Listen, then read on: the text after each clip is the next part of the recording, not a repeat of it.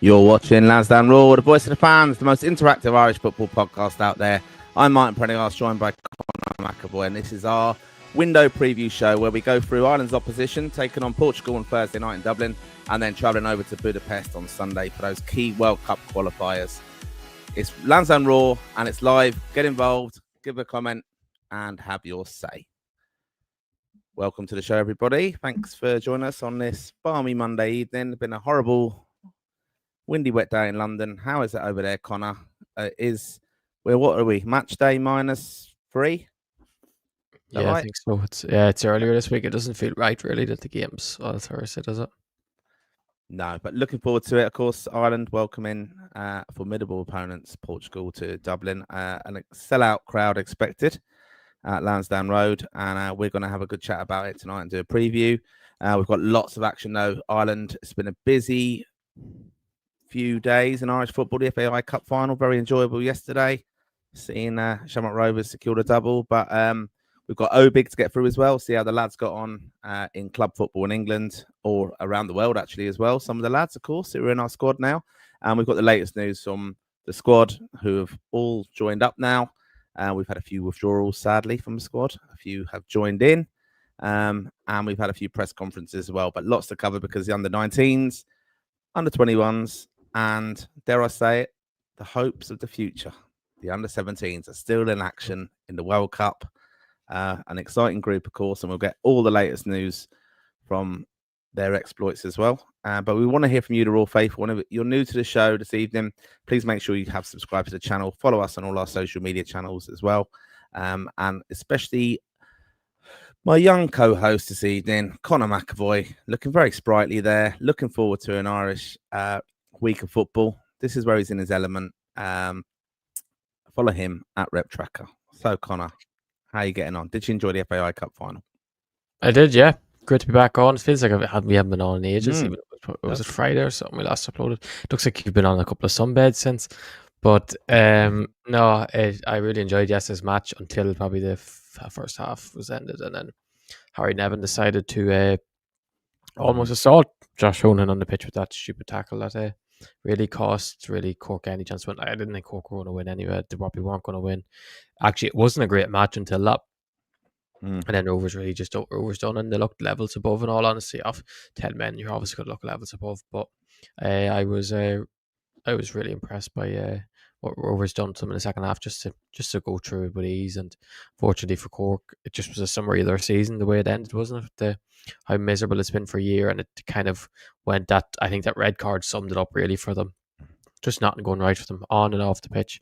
But yeah, there's probably more positive things for with Cork maybe when they see the likes of Jade Numa tearing it up in the World Cup, and he's not the only one that's doing really well from a Cork point of view in underage football for Ireland. But yeah, great to be back, especially with the 17s doing so well. We haven't spoke since they beat Uzbekistan the other day, which was an unbelievable performance. The way they got the victory there against a really, really high quality side in Pakistan, who really, really, in my opinion, Martin, looked like a club side when you watch them. They were so well structured. They seem to know each other's games so well. And I wouldn't be surprised if they're the sort of team that it's almost like one big club, essentially, rather than players playing in different countries or playing different clubs all over the country that maybe come in maybe for a week or two. It feels like they're sort of team to are always together, and I thought as impressive they were, Ireland matched them in every aspect and deservedly got the win. And then like maybe because Ireland's star players are maybe that level above, it was a huge performance and win. And Conor O'Brien's doing some great things with that squad, and yeah, we'll probably talk more about it in a minute. But yeah, how did you enjoy the final? Did you enjoy the 17s the other day, and ready for them to win again tomorrow? Yeah, ready for them to win tomorrow. I mean, already through, aren't they, to knockout stages, which is fantastic. I mean, that's the objective. The first two games to get the job done. Really enjoying seeing them. You know, some of these names you've spoken about on the pod before, like Uma and Noonan, back-to-back man of the matches. There can't be many, if anyone, who's done that at World Cup at this age, I don't think. But it was absolutely brilliant to see. They looked very comfortable, playing some great football. I mean, the opposition did get stuck in, didn't they? It was a bit tetchy at the end. There was a few dangerous challenges going in there, but I liked Colin O'Brien stepping up there at the side at the end of the game as well, giving a bit Roy Keane-esque kind of verbals a little bit to protect his players. But yeah, look, it's a very, very, very busy week. Obviously, we've got the under-17s in action, under-19s as well. We're going to have a chat about their squad. And of course, the under-21s taking on England in Birmingham on Friday. So looking forward to that as well. So a very busy show this evening. Want to hear from you. And in answer to your first question, of course, there, Conor, the FAI Cup final. Yeah, thought it was a brilliant spectacle. A good attendance at it. I liked all kind of pyro and the smoke and stuff like that. It's a great spectacle, isn't it? It does show off the kind of fan culture in Ireland, and it is always disappointing, of course, for Cork losing a final. Interesting to see former Irish internationals involved as well. David Myler as part of the Cork team, the backup, sideline team, I suppose, coaching, and Graham Burke as well, former Ireland international, and Shawnee Maguire as well. I thought it was an interesting game, but yeah, like the sending off changed it completely. But yeah, I did follow it, and fair play to Shamrock Rovers, and well done to them. It was good to see Stephen Bradley as well. After the year he's had on and off the pitch, I think he's been, great admiration for him, how he's coped with all that and managed to deliver, and his stock as a manager's rightly going up. So yeah, very, very good. We didn't do, and I'm disappointed. I know you'll have fixed it tonight for Obig. Did we mention Keane Dillon joining the mighty Enfield Town on loan? No, that's go on, tell us. That's big transfer news. Did he not join? I'm looking forward to seeing Obig. I'm looking forward to seeing Obig because he got an assist for Enfield Town the other day, and for the first goal. They did lose 4-1, and they are in relegation bother, which is disappointing probably for him joining them. But he might make a difference. We hope, and he will. But yeah, fair play. But the game changed again with a sending off in 20 minutes, and in the end, Enfield went down to 9 men, which is very, very difficult. But yeah, brilliant to see Keane Dillon back at Enfield Town. So I'll be going to the match tomorrow night and seeing him up front. So will we talk a bit about the 17th first? Will we talk a bit about the 17th first before we go into the rest of it? Because maybe it's kind of older news. But yeah, tell me, because I'll ask you first. What did you think of? We played Friday. Did we play on Friday? Friday's performance and game against Uzbekistan, and what you kind of learned as someone maybe who hadn't really seen much of these lads heading into the tournament. I just I'm amazed at some of the technical attributes of some of these players, and Noonan, just even, I don't know, even the athleticism at this age. I mean, they're 17 years old, and they're just unbelievable machines, and just the speed of the games as well, and the physicality of it. But able to put the kind of game plan in action as well. I know these are all kind of cliches, but I was just so impressed. Uma as well, such a threat. Interesting watching the commentary again, Conor. Solanke, though, was delight for him because for some reason he's upset a few of the commentators, I think. But he was absolutely brilliant again, with a great assist. And just to be competitive at that level and get results, because these are teams that we don't think are very well known, but underage level, these teams are able to compete, and they've got some quite good records, a lot of these teams as well, in qualification. And just as Dave would say, I think interesting to see some of the star players actually turn up and performing and absolutely fearless. But I thought, Uma, you're seeing everyone talk about him now as well, but Noonan as well, just them lads. But you can't, dismiss what they're doing. The rest of the players as well, they're all contributing. I agree with you completely. There's a big bond between those players on and off the pitch. You can see the kind of squad there as well. The management are well respected, and even the fans all engage with it. A big following out there for an underage tournament, but they're having the best time ever, and I think we've got a real good opportunity to go very far in this competition. Would you agree with that? Yeah, I've said it from the start before the tournament. I said I didn't want to say we'd go on and win the whole thing before it, because it kind of sounds, because I've seen it, but I've seen these lads win tournaments in Italy when they were younger at under 15s, win the Victory Shield under 16 level, and look, honestly, they looked levels above Wales, Scotland, Northern Ireland. So I'm not surprised that when I was researching before the tournament, there was 12 players that were part of each of them squads that are still there now. 12 players for an underage squad to carry through even 2 years on is massive difference. And actually, the thing is, it's 3 years on, because reality, this is an under 18 tournament in terms of the season. It's just that it was from when under 17s they've qualified.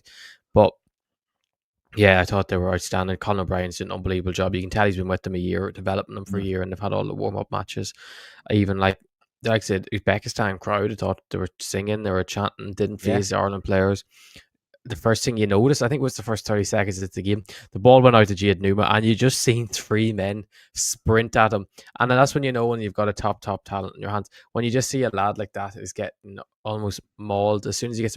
And in reality, what the tactic was, Martin, it was triple team Jade Numa, and if he's in a 1v1 situation, just kick him and just take him down. Because that's what happened. I don't, because that's what I was saying after the first game, because I was saying, as good as everyone was talking about who Jaden was, we didn't even get to see him in 1v1s because of the opposition, because we were so dominant and it was kind of a low block we were playing against.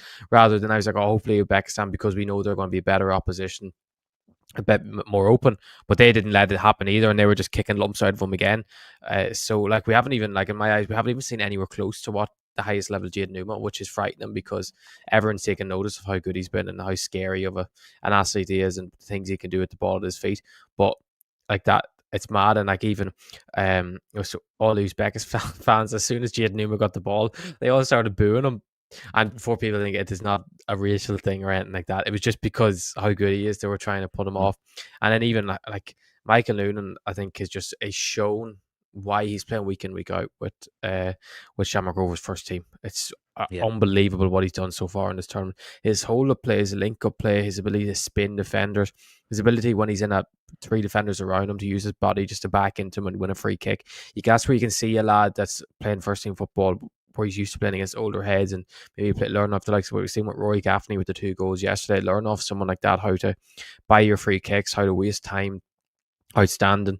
The whole team, like Grady McDonald didn't start the first game, came in yesterday, Friday, and we thought he was absolutely outstanding before he went off with his cramp. And you can tell that's a lad that hasn't really played a huge amount of football over the last, even the whole of 2025 with injuries. He struggled with injuries. So, and he came in, that header he got, it was outstanding. He can see he's a machine in terms of athletically, and he's always never stops going. And obviously Rory Finnan, I've said, he reminds me so much of Declan Rice in the middle of the park, and I go to the whole team, but even like the defense was so solid, and obviously it was great to see Solanke got the 2 assists, because in fairness, in the first couple of minutes of the game, he did get caught off by a couple of balls that went in behind his head, but you did see he learned from it as the game went on, and he got better. And the thing is, the goal they scored, I know it came from Solanke's side, but it wasn't Solanke's fault, if you get me. He didn't do it in that period that was wrong. It was just that they went down that side and they Noonan saved, luckily for them. Well, I know, was it the striker scored it or the left winger scored it? But then after that, Ireland, I think the goal kind of settled Ireland a bit, and Ireland, look, and the 2 assists from Solanke were really good. I think it's the third goal. The 2 goals the other day, and then one of the goals against Panama, all came from Jade Numa to Solanke onto whether it was Noonan's head or Grady McDonald with the first goal on Friday. So it was unbelievable to see. And like that, the big thing now is that they've already qualified after 2 games, and you've seen some of the countries, there was like Argentina, Brazil, and then you see Ireland's name beside them after 2 games to already be qualified, which is great to see. And hopefully a win tomorrow against Paraguay, which won't be easy because they need to win to qualify, because they're on 3 points. 6 points will take them in to obviously give them a chance actually top in the group as well. But you'd hope that maybe he might rotate slightly a few lads, because the thing is, to even get in the squad, you have to have so much talent, and there's a lot of lads that really probably deserve minutes, that haven't got minutes, that also far deserve more minutes, and it maybe gives them a chance to prove what they're worth for the knockout stages, because you could trust any of them lads to go out there tomorrow and hopefully beat Paraguay or get a draw, which seals top spot. But yeah, I don't think we'll see him make a huge amount of rotation right like that. I think he'll try and if possible, but it would be nice to see let's get their opportunity, because it's a long way to travel for a tournament if you're just gonna sit on the bench, particularly if you're not going to play any of the group games heading into knockouts. You're probably not going to play at all then, really. So tomorrow would be their chance to get minutes, which I would trust any of them lads to go in there and make a big impact, because they're all extremely talented. That is the thing, it is trust, and it is remembering that it's development football ultimately. Under 17, fantastic they've got through, as you said, in the Steam company, but you just do want to get that balance of the momentum as well. Don't make too many changes, because I think you do need these lads to be given opportunities as well. And like you said, if the strength and depth's there, go for it. Maybe start most of the starting lineup that you've gone with so far, but manage them. It will be a totally different game, obviously, with Paraguay needing the result as well. So, best of luck to them. We'll obviously be keeping an eye on that game, I'm sure. So, yeah, and do make sure you'll be on RTE again, won't it? And the 1:30, yeah. coverage has been good. 1:30 tomorrow. So Will you be watching or are make you sure you working? do.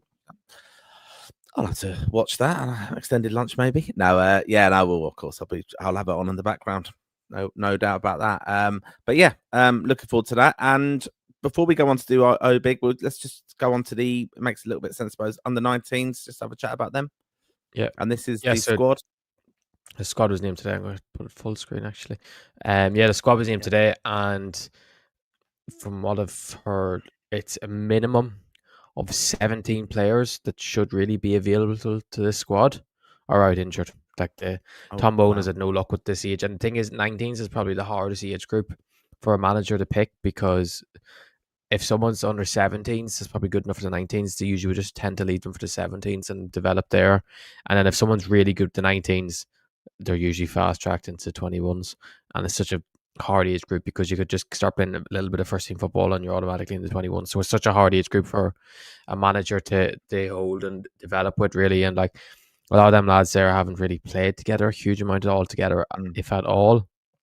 Thankfully, there is a good few that came through the warm-up camps, and the fact that there's 17, 18 lads missing is a real shame for Tom Owen. And like that, but the reality is it creates opportunities for others, and maybe might have got an opportunity, and it shows the strength and depth. Like you see some of the club names there, some of the players there. It's real pity. The likes of even Ike Razi be looked at the main man, got injured at the weekend, or injured his ankle. Hopefully, it's not serious. I wouldn't be surprised actually if he moved up to 21s, because I believe there's a player in the 21s is out with concussion. So I believe that maybe Ike would have brought into that because I don't know how serious. I know he's an ankle injury, but I don't know if it's ruled him out completely or not. But yeah, he's a massive loss. Even like Matthew Moore in midfield would probably have been the captain for the team. He's out injured as well. It's a real shame for Tom Moan's side they're missing. But the reality is they have enough there maybe to say they can get qualification as elite rounds. And maybe the issue with that is then if they qualify, they'll have so many lads back available, because all them lads played in the World Cup will be under 19 players, so they'll be looking to get break into that squad and be in the squad, because a lot of them, if you're playing at the World Cup, the levelers, you know yourself who would be in that 19 squad from watching the World Cup, and it'd make such a difference. But like they play Holland. Thankfully, they start off Kazakhstan first, then Cyprus, and then they play the Dutch in the last game. So you'd hope maybe if they can get the 6 points in the first two games, that will qualify them in the top two spots. But it's going to be a real challenge, because obviously Kazakhstan and Cyprus don't have players playing at the World Cup. They don't have a huge amount playing in the 21s either. So it's going to be a real challenge. But if Tom Bowen can pull this off, he must be credited hugely, because it's a very tough situation he's in, but there is still a lot of talent. There's only funny enough, there's only one new call up this time. Ethan Simnu Martin Simnu. He's Sabadell FC. Yeah, he plays for Sabadell FC in Spain. I believe they're playing the third tier of Spain. He's been called up to the the under 19s. First time he's born in Dublin.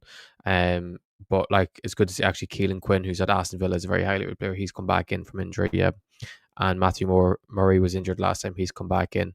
The rest all actually were involved in the previous camps, except Luke Mulligan, Ashton Dock, actually a Monaghan man that's in it. So it's probably the only Monaghan man in underage Irish football or any Irish squad at the moment.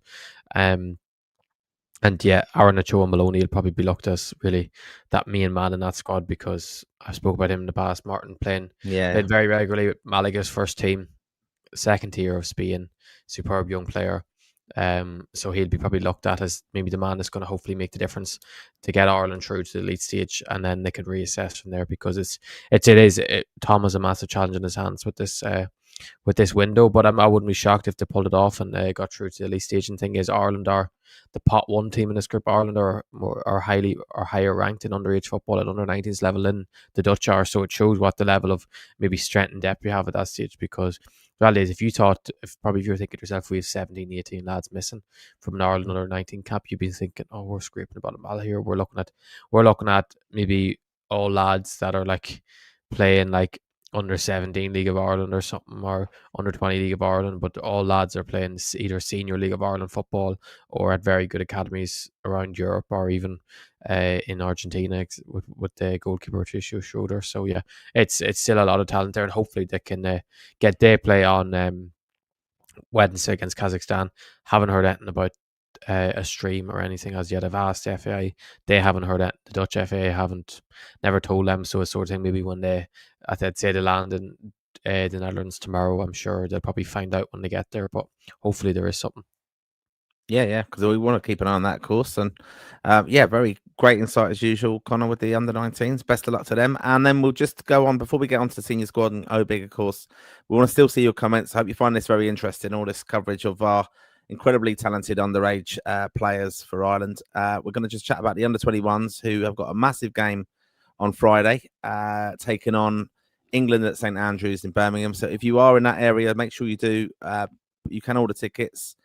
You can get them from the FA website, and you can select the island then to sit in, obviously, as well, and support the lads. But this is a very talented group, isn't it? And I mean, we've got some new additions to this with a bit of Man United flavour as well, pleased to say. But yeah, the under-21s in action on Friday, and then away to Andorra on the Tuesday night. Disappointing in a way for them that the game is the night after Ireland take on Portugal in Lansdowne Road, of course, on Thursday. But because, I know some people, Conor, are going to take in the game en route to Budapest. But this is a big game, isn't it, in this group? Yep, massive game, yeah. So obviously, if you didn't understand, the way Martin's I'm heading to Birmingham on Friday night, I'll be going to the game, which will be good. I can't wait to go for it. It would be a great spectacle. Obviously, England have a lot of talent, which we spoke about before, but thankfully, so do Ireland. And yeah, it's going to be a massive, massive night. They obviously play Andorra the second game, but all focus really is on England first and trying to shock the English, because England at underage level are really expected to win every single game, no matter who they play against, and they have a God-given right that they should win everything and win every competition, and no one should test them. And thankfully, they got humbled actually at under 17s last week in Scotland, which was good to see, really. But yeah, it's a great squad, Martin. A lot of new lads have come back in. Obviously, Jack Morehouse is finally. Obviously, he played friendlies for 21 level, but he's never played a competitive game. He will be massive in this sort of game where England will probably have a lot of possession, and he's a lad in midfield that can pick up the ball, drive past loads of people. Very, very hard to stop.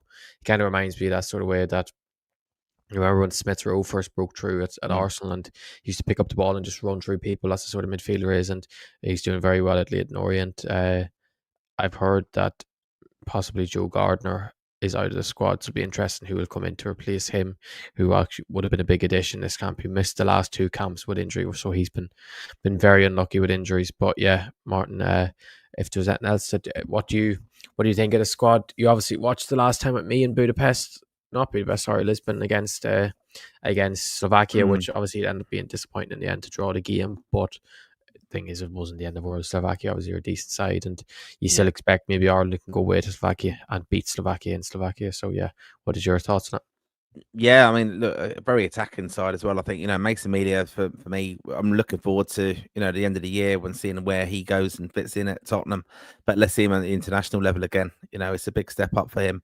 But one challenge, I think, a fantastic season in the League of Ireland, of course. And, like even Trent Conor-Doherty, he has got minutes now with Liverpool. Jacob Devaney, a player I'm familiar with, obviously with Man United, and Jack Morehouse, of course, as well. But it's a really strong squad, and Rocco would have been in that as well. Sadly injured, but I think you have got a lot of experience as well. Like Abankwah, let's not forget he's been with the seniors as well in the past, so he's in there now as well. So experienced side. It'd be interesting to see how Lee Carsey approached it with England. And but a big game, and I'm hoping they do get a bit of support there in Birmingham. So yeah, it'd be fantastic. We'll have it all covered here, of course, and we'll be chatting about those games as well. Conor, are you in with the Ireland fans, or are you? I have both for that one. Ah, look, I have both. I have, but I don't know what I'm going to do yet. I don't know what to do yet. I haven't decided. It depends what I feel. I'll decide later in the week. Do the press box first, and then head out. So I need to go around there. Yeah. That's what you would do, is it? Yeah. Because I don't know how many Irish people are going and stuff. So it is quite. There'll be a few. There will be. Yeah, there will be. Oh yeah, there will be. A lot of local, It'll be good though. It'll be support it should Birmingham be Irish it and should be stuff. good though. Wouldn't it be nice if we got a winner? Especially it'll be cool to be in St Andrews is a ground I haven't been in before. I've been in Villa Park, but I haven't been in St Andrews, so it'll be good to get to see a new stadium before actually it's going to get done up, isn't it? They're going to build. Are they building a new stadium, or are they just redeveloping that? So it'll be good to be in that before it's either redeveloped or knocked down. Yep. Okay. We just want to have a little look at England's under-21 squad. No, it's all right. Right. Because the lads there's just a few Irish eligible lads in that squad. Josh Ashcombe, Joe Bellingham. So like they're obviously a very talented squad. Josh Akipom at Chelsea, obviously very good centre half. It'll be interesting with Mason Mealy coming against him, how he adapts, because Mealy's adapted so well to every single centre back he's went up against in Europe, no matter what level it is. So it'll be interesting who he's going up against a Premier League centre half now. So obviously they'll have so much talent. Like they've a ridiculous amount of stars in their squad. Don't Martin, just quickly, there it is. Kittens, Noweri, Dibling, Josh Kane, Lewis Miley, Joe Bellingham, Lewis Hall, Lewis Atkinson. Obviously, like it's an unbelievable squad. Like it's not as good as their last campaign or the campaign before, in my opinion, personally. Well, I think, but maybe in a year's time we might be saying different. But I think at this stage they're not as strong as the last two were. But it will be interesting how Ireland copes against a team like that, because it'll be really a lot of counter attack, and whether Jim sets up in a 3-5-2 or a 3-4-3 or sticks with a 4-2-3-1 or 4-3-3. So it's going to be an interesting tie, and be interesting how Jim Crawford sets up. Yep, no, certainly will. We have it all covered here, as I said, in Lansdowne Raw. So make sure you have subscribed to the channel. Give this show a like as well. Conor, I know you like this bit. How many likes have we gotten for the show this season so far? Oh, good question. Guess. And you're going to start shouting at people. 12. Oh, that might be a bit early so far. That might be a bit quick too soon. Oh, okay. We are currently on 7 likes. Get us before it gets to 30 minutes of the stream being live, which is in 3 minutes time. Get us to 15 likes. So all you do is just click the like button. It helps a lot. Helps push it out. It does help us an awful lot, and algorithms and all those kind of things. And make sure you have subscribed, as I said, to the channel, because then you get notifications of when we're doing these shows and what we have planned. And we have lots of content coming over this window, of course, because Conor and Dave especially will be at Lansdowne Road. I'll be there as well with the real fans, but they'll be up there in the press box doing the pre-match. That's where we're in the ground before the game, waiting for the team news to come through and getting your interactive views on the breaking news of the squad and the team, of course, who's the starting lineup. We also kind of have a little look at what Heimer's pre-match chat will be as well. And in the aftermath of the game, that's when we're back online on this channel, where you'll be able to watch Dave and Conor digest the game, celebrating Ronaldo being sent off and Ireland winning 1-0. And there's my prediction out the window. But that's what's going to happen. And you can have your say again. They're the most interactive Irish football podcast out there. And if you're listening to the audio of this as well, please go onto Spotify. We do put this show out on Spotify as well, and give our show a review. It does help us as well. As I said, with all these algorithms and stuff like that. Yeah. We want your comments to come in. We've had a lot already, but please do get involved in the show tonight. Let us know. We've just gone through the under-17s, 19s, and 21s. We're now going to go on and chat about how the lads got on over the weekend before we get into kind of the nitty-gritty of the preview of the senior team in action. But this is now OBIG. And any errors on this, we're going to put down to Dave. But this is how the lads have got on over the weekend. And we're going to start off, as always, with the goalkeepers. Here we go. So, Ireland goalkeepers over the weekend just gone. Caoimhín Kelleher, 90 minutes in a 3-1 win versus Newcastle for Brentford. Max O'Leary, an unused sub for Bristol City. Josh Keeley, 90 minutes and a penalty save and a 3-0 win versus Stockport for Luton Town. Mark Travers, an unused sub for Everton. And great news at the end. Gavin Bazunu, 90 minutes again, 3-1 win versus Sheffield Wednesday for Southampton. Yep. Great weekend for goalkeeper. The penalty king. Yep. 3 keepers, 3 wins, 3 good performances. Yeah, and Josh Keeley, probably player of the week from an Irish perspective, getting his big 4 big saves, penalty save. He's a fan of saving penalties against Stockport, Martin. If you remember last year in the playoffs, who did Leighton Orient knock out in penalties? It was Stockport. So good penalty save. Josh at his best. I think he has 7 clean sheets in League One this season so far, the most in League One. So he's flying. He's not taken any time really to adjust to a new club we're at. And thank obviously Luton and Leyton Orient and Spurs as well are just very close to each other, but it is still a different club and you do have to adapt. But he's shining very well. Obviously, Quavine had a good game against Newcastle. Against Newcastle at the weekend. Solid as ever. That's all you really want from him in the Premier League keeper. And then obviously it was great to see Gavin back in. Played midweek. I said we did speak about it. I said it, if Will still gets sacked and the goalkeeper coach is gone, we'll see Gavin come back in. The goalkeeper coach was gone. Gavin came back in, done well midweek against QPR, and then done well against Sheffield Wednesday at the weekend. Obviously conceded the goal, which was unfortunately it was another long range goal. So obviously people can kind of take if they don't want to say, oh, he maybe could have saved it or not. But he did have a good performance, made a couple of very nice saves, which was good to see because he gets an awful lot of stickers. So I do still think long term he needs to get out of Southampton because I just don't think mentally for a keeper like him, just anything little thing he does wrong, any pass he might give away, it's all his fault and the world's against him. So, but it's great to see him back in and doing well and kind of justifying his place in the Ireland squad, whilst Mark Travers hasn't justified anything. Yeah. And I think where I will give you credit, Conor, for you did make that shout. You did say he'd be back in the squad with the change of manager. And let that be a lesson to all of the Raw faithful out there. Do not doubt you. Don't doubt me. Right. Don't doubt me. There you go. Right. And on to the defenders. Here we go. So Robbie Brady still sadly out injured. Preston North End. John Egan, 90 minutes in a 3-2 win versus Portsmouth for Preston North End. Seamus Coleman, an unused sub for Everton. Nathan Collins, 90 minutes in that 3-1 win versus Newcastle for Brentford. Matt Doherty, out injured at the moment with Wolves. Joshua Honohan, 88 minutes, 2-0 win in the FAI Cup final against Cork City. Jake O'Brien, 1 minute in a 2-0 win for Everton against Fulham. Andrew Omobamidele, 1 minute in a 2-0 win versus Lille. Darragh O'Shea, 90 minutes and an assist in a 4-1 win versus Swansea. Liam Scales, 90 minutes and an assist in a 4-0 win versus Kilmarnock. James Abankwah, who's in the under-21 squad, unused sub for Watford. And Jimmy Dunn, 90 minutes in a 0-0 draw versus Sheffield United. Callum O'Dowda out injured with Ferencváros. Mark McGuinness, 45 minutes in a 0-0 draw with QPR for Sheffield United. Ryan Manning, 90 minutes in a 3-1 win versus Sheffield Wednesday for Southampton. Aaron Cashin, an unused sub. I think he'll have to go off this soon. And Selmo Garcia McNulty, 90 minutes in a 1-0 win versus Sparta Rotterdam. Will Ferry, not in the squad for Dundee United. And Corey Ndaba, an unused sub for Lecce. And that's your defenders.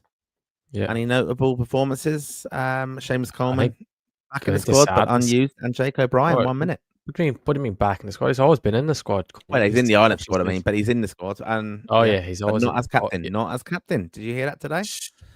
He said again, did he? Yep. Well, unfair at this stage.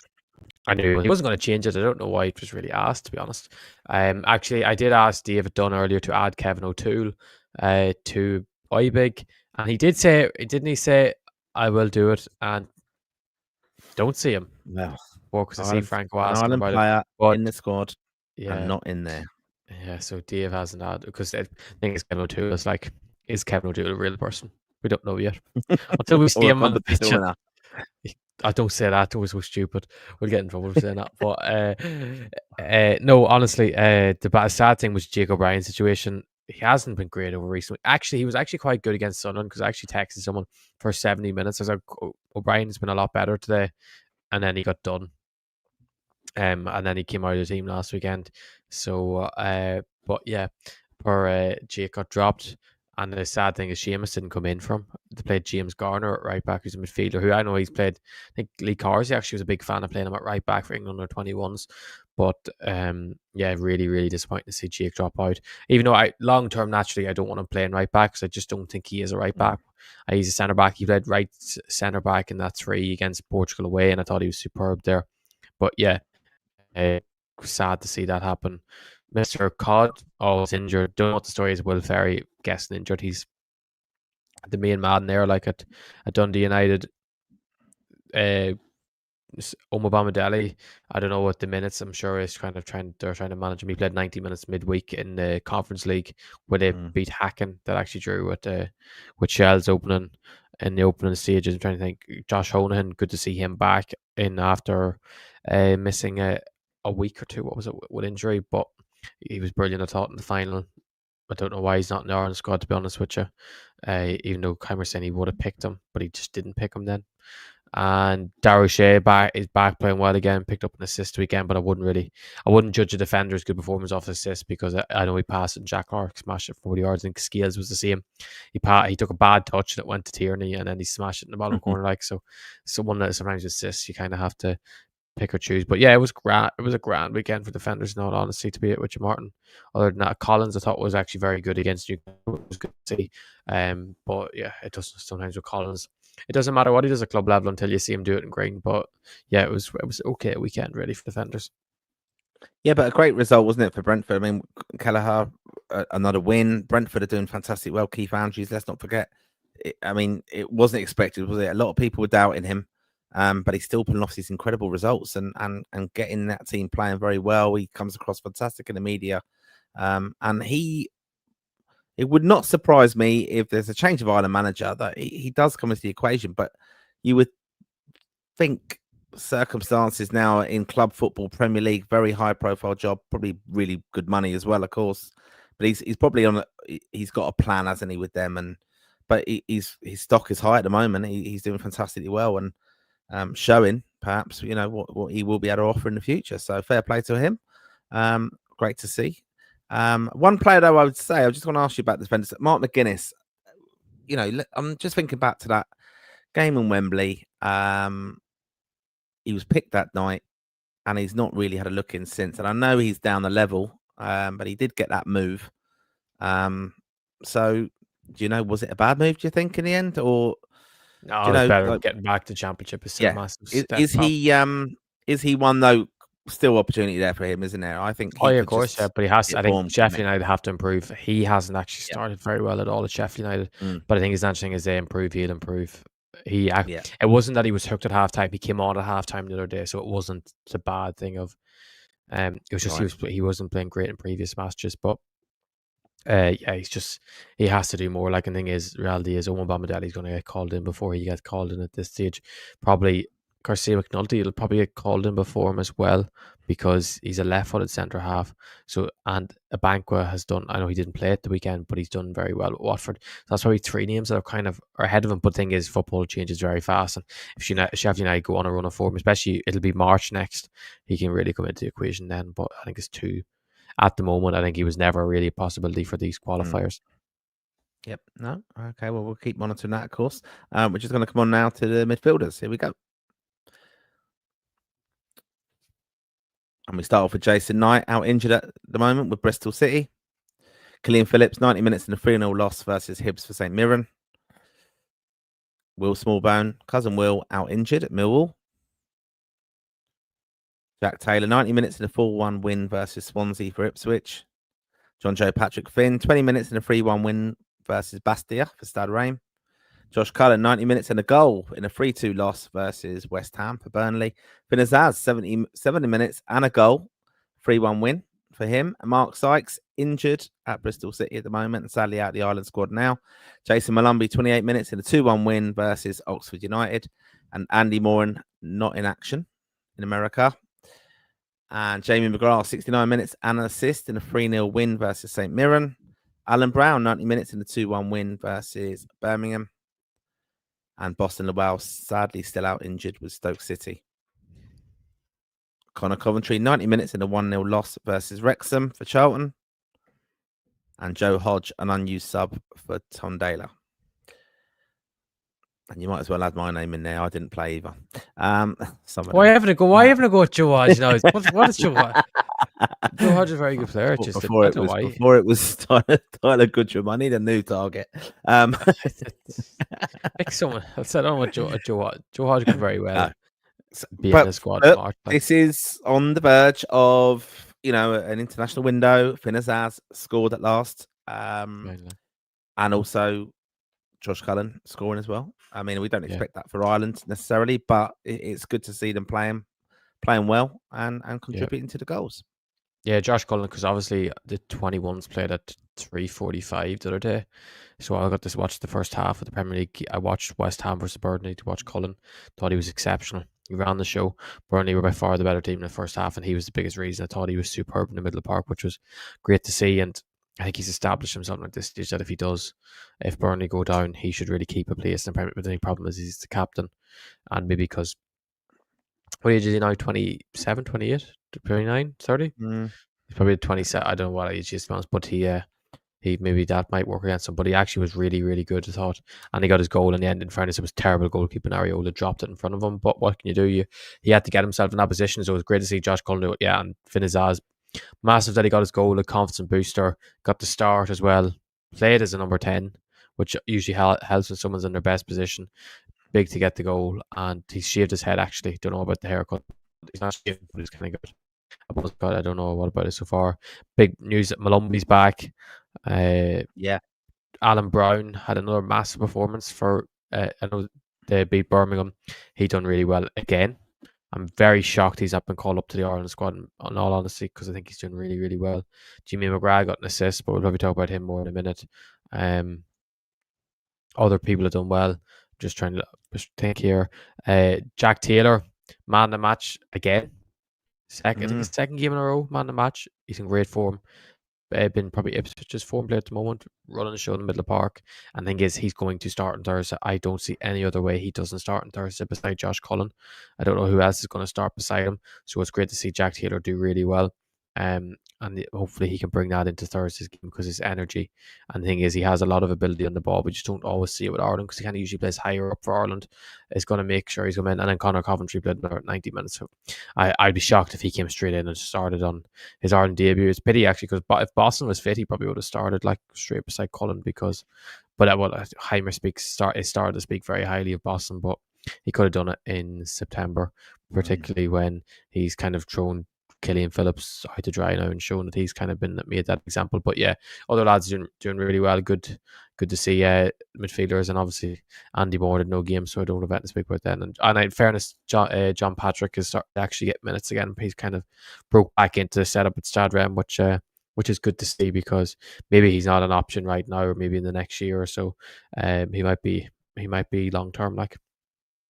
Yep. Okay. Well, we'll obviously be monitoring that and seeing who Heimer's going to go, and we might get a few clues in the kind of press conferences the next few days, of course, and obviously with the FAI media coverage of some of the training sessions as well, see what the plans are.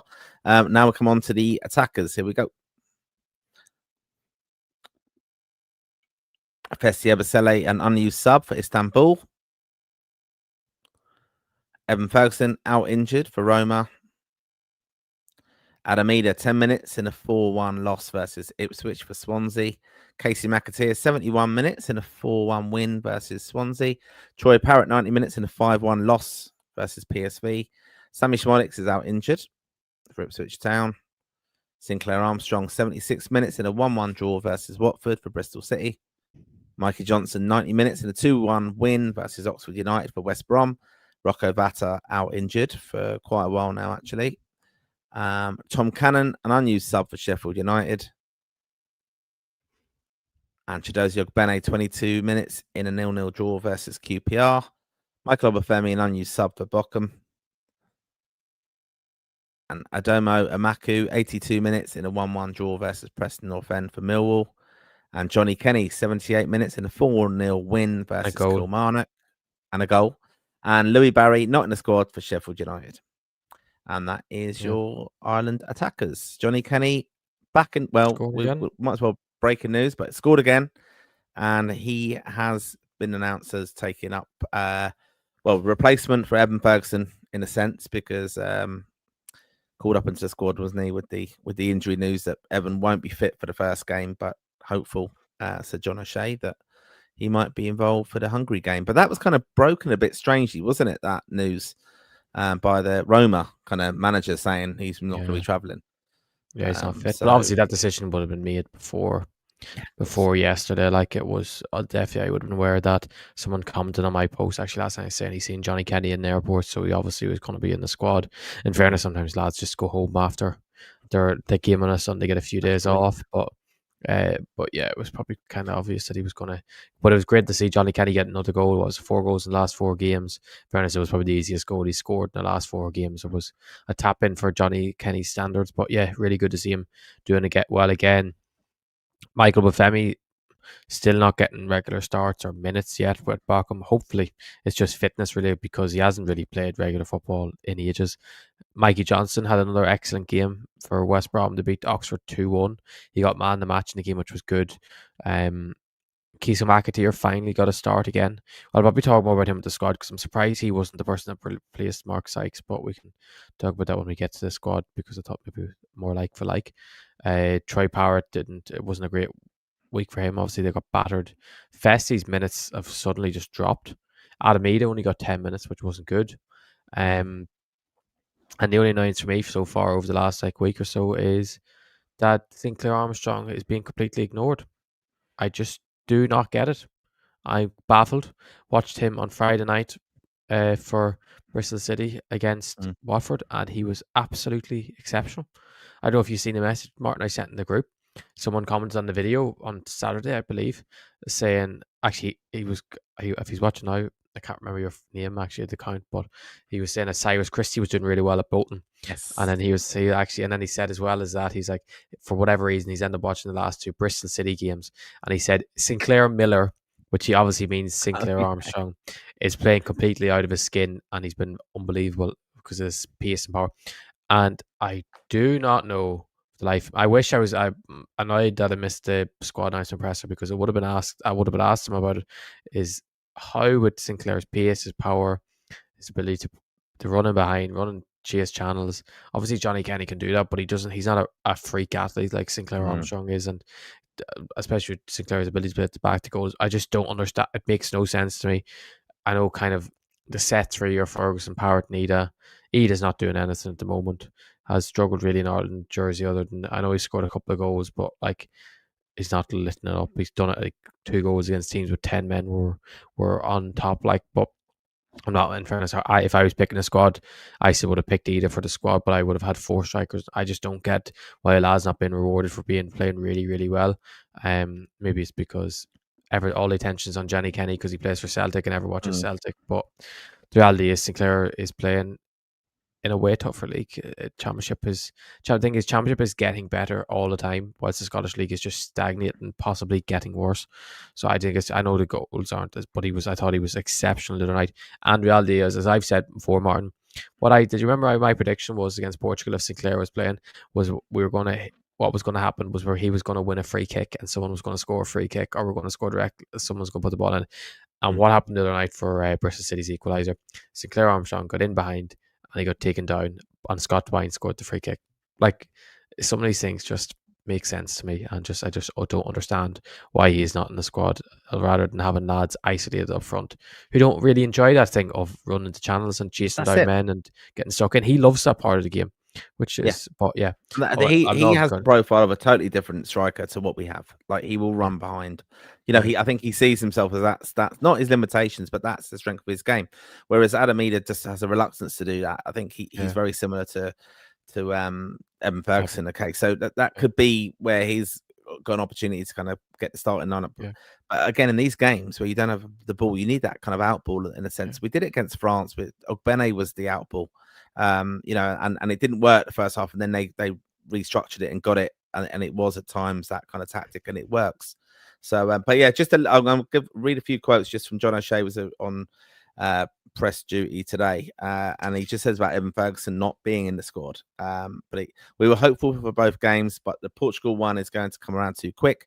We're fully aware it was going to be a close call, like the boss spoke about in terms of readying the squad on what was going to be needed if Evan didn't make it. Johnny's coming in full of confidence on the back of that, but let's wait and see. There are possibilities. So, I mean, it's interesting, difficult for management as well to think on that, and Johnny Kenny coming in, as he did get called up last time, didn't he, as well? So, be familiar with tactics and things like that, of course. But Yeah. like I don't know, I was a little bit disappointed, as we both agreed, didn't we, that Sinclair Armstrong would offer something totally different. Yeah. Thing is, Johnny Kenny does it. They keep going saying Johnny Kenny, because Johnny Kenny does offer something different, and I do think Johnny Kenny should be in the squad. Yeah. It's not me saying that, because I know he's a superb player, and I've always been one. I always thought he could do it at Celtic, and finally he's getting his chance, and the fans are loving him, which is great. Things go badly, but yeah, I just thinking of like the way we play, and the fact is, no matter what Hammer's going to say about, oh, maybe we're going to have about 20% possession. We're going to have about 3 shots probably in the whole game, and the reality is, Johnny Kenny isn't that big physical striker. That obviously he can run in behind and run in behind quite well, but usually has to be like a slick ball in behind where he's spinning defender, or it's kind of Sinclair. You can just kind of centre back gets the ball, just hoof it, and he just loved that. He just loved the dog. Yeah. He just loved the dog fight, chase that, and like he put up an Instagram story last night, and it was like last night, and the sound on it, you put on the sound, and it was like something like just kick it in the corner or put it in behind or something, and it was obvious that he just thinks just put it behind. I think you just put it in behind, and the thing is, certain strikers just love that. Like, as much as Ida can do that, we know Ida can do it, and he has the pace and power to do that. Obviously not at the same extent Sinclair does it, but I just don't think Ida enjoys that role. And the thing is, football, if you don't enjoy what you're doing, you're not really going to do it as well as what you should. While Sinclair loves that thing of the battle, and the thing is, you do that, you get up the pitch, you win a free kick, the crowd is roaring. Our size, and I just wonder what. Like, that's the problem now. I wish I was there the other day to ask it, but I'm guessing his response would have been just about, oh, he's doing well, and Johnny Kenny's just scoring goals, and the reality is not everyone watches as much football as I do in terms of like media aspect and people who ask questions aspect, because it's other people's, the center of their lives around other things. What's mine just is watching football 24/7. But yeah, I'm just disappointed in that aspect. But yeah, other than that, the attackers, I know we're going into the squad too much, Martin, but yeah, it was pretty like Tom Cannon. Just do not know what his confidence bad. Like, his confidence is obviously gone. He's a superb finisher, but it's just not, and especially when he's the size you have, you're doing so badly. I know he didn't play at the weekend and didn't play in midweek either, but actually it's very great to see Aidan Momaku come back into starting team for Millwall. Had a really good start to the season. Unfortunately, when Aziz came back in, who's kind of their main man, took his spot, and he played 2 minutes the weekend, so he's doing really well. He's a player that could be an option for us on the wing as well, because no one's really, especially with Rocco, might have been that next option for a younger lad. But yeah, that's my thoughts on the forwards, probably before we go into the squad and then the comments. Yep, we will get to the comments very soon. But now I've got a question for you all, and I've got a question for Conor first. So, interestingly, Nathan Collins was asked as captain today that Ireland will know the outcome of the Armenia-Hungary tie on Thursday before we kick off at home. We're on at 7:45, aren't we? But their game is at 5 p.m. And will that impact on Ireland and what they need to do against Portugal? But he says it. John O'Shea said it wouldn't be a distraction. Basically, it wasn't Nathan Collins, actually, it was him. And he just said, all the permutations are ifs and buts beforehand. We have to focus on what we have to do against Portugal to get that result we need. We'll know a bit more information beforehand, but it's not going to change too much initially. And interesting, Nathan Collins spoke about like the mentality, just concentrating all the time. They will be putting them under threat as well, but it's just more a mental thing than physical challenge of staying concentrated. That's quite telling for me, because that's where I have my doubts about this Ireland team. The mental strength of them, shown that massively at Wembley last year, and also I think they showed it in Yerevan as well. They kind of, I had my faith restored in Lisbon until it went wrong at the end. Fantastic performance, though, overall defensive performance. Not fantastic from an attacking point of view. That's ridiculous to even say that. But we showed we can get a point. I think we can. We can fight for that, especially at home. And I can't underestimate the impact. And he said it as well, making Lansdowne Road a fortress, especially when Portugal come. I know there'll be loads of fans who want to see Ronaldo and all the superstars they have Portugal. But we have to remember, Irish fans will support in Ireland, and we have to make it very, very hostile for them. And the permutations of that are going to be interesting, because this is the group situation. Conor, I'm going to put this up now. Obviously, Portugal are near enough there, aren't they? They're on 10 points after the 4 games. Hungary are on 5, and Ireland are on 4 points, and then Armenia on 3.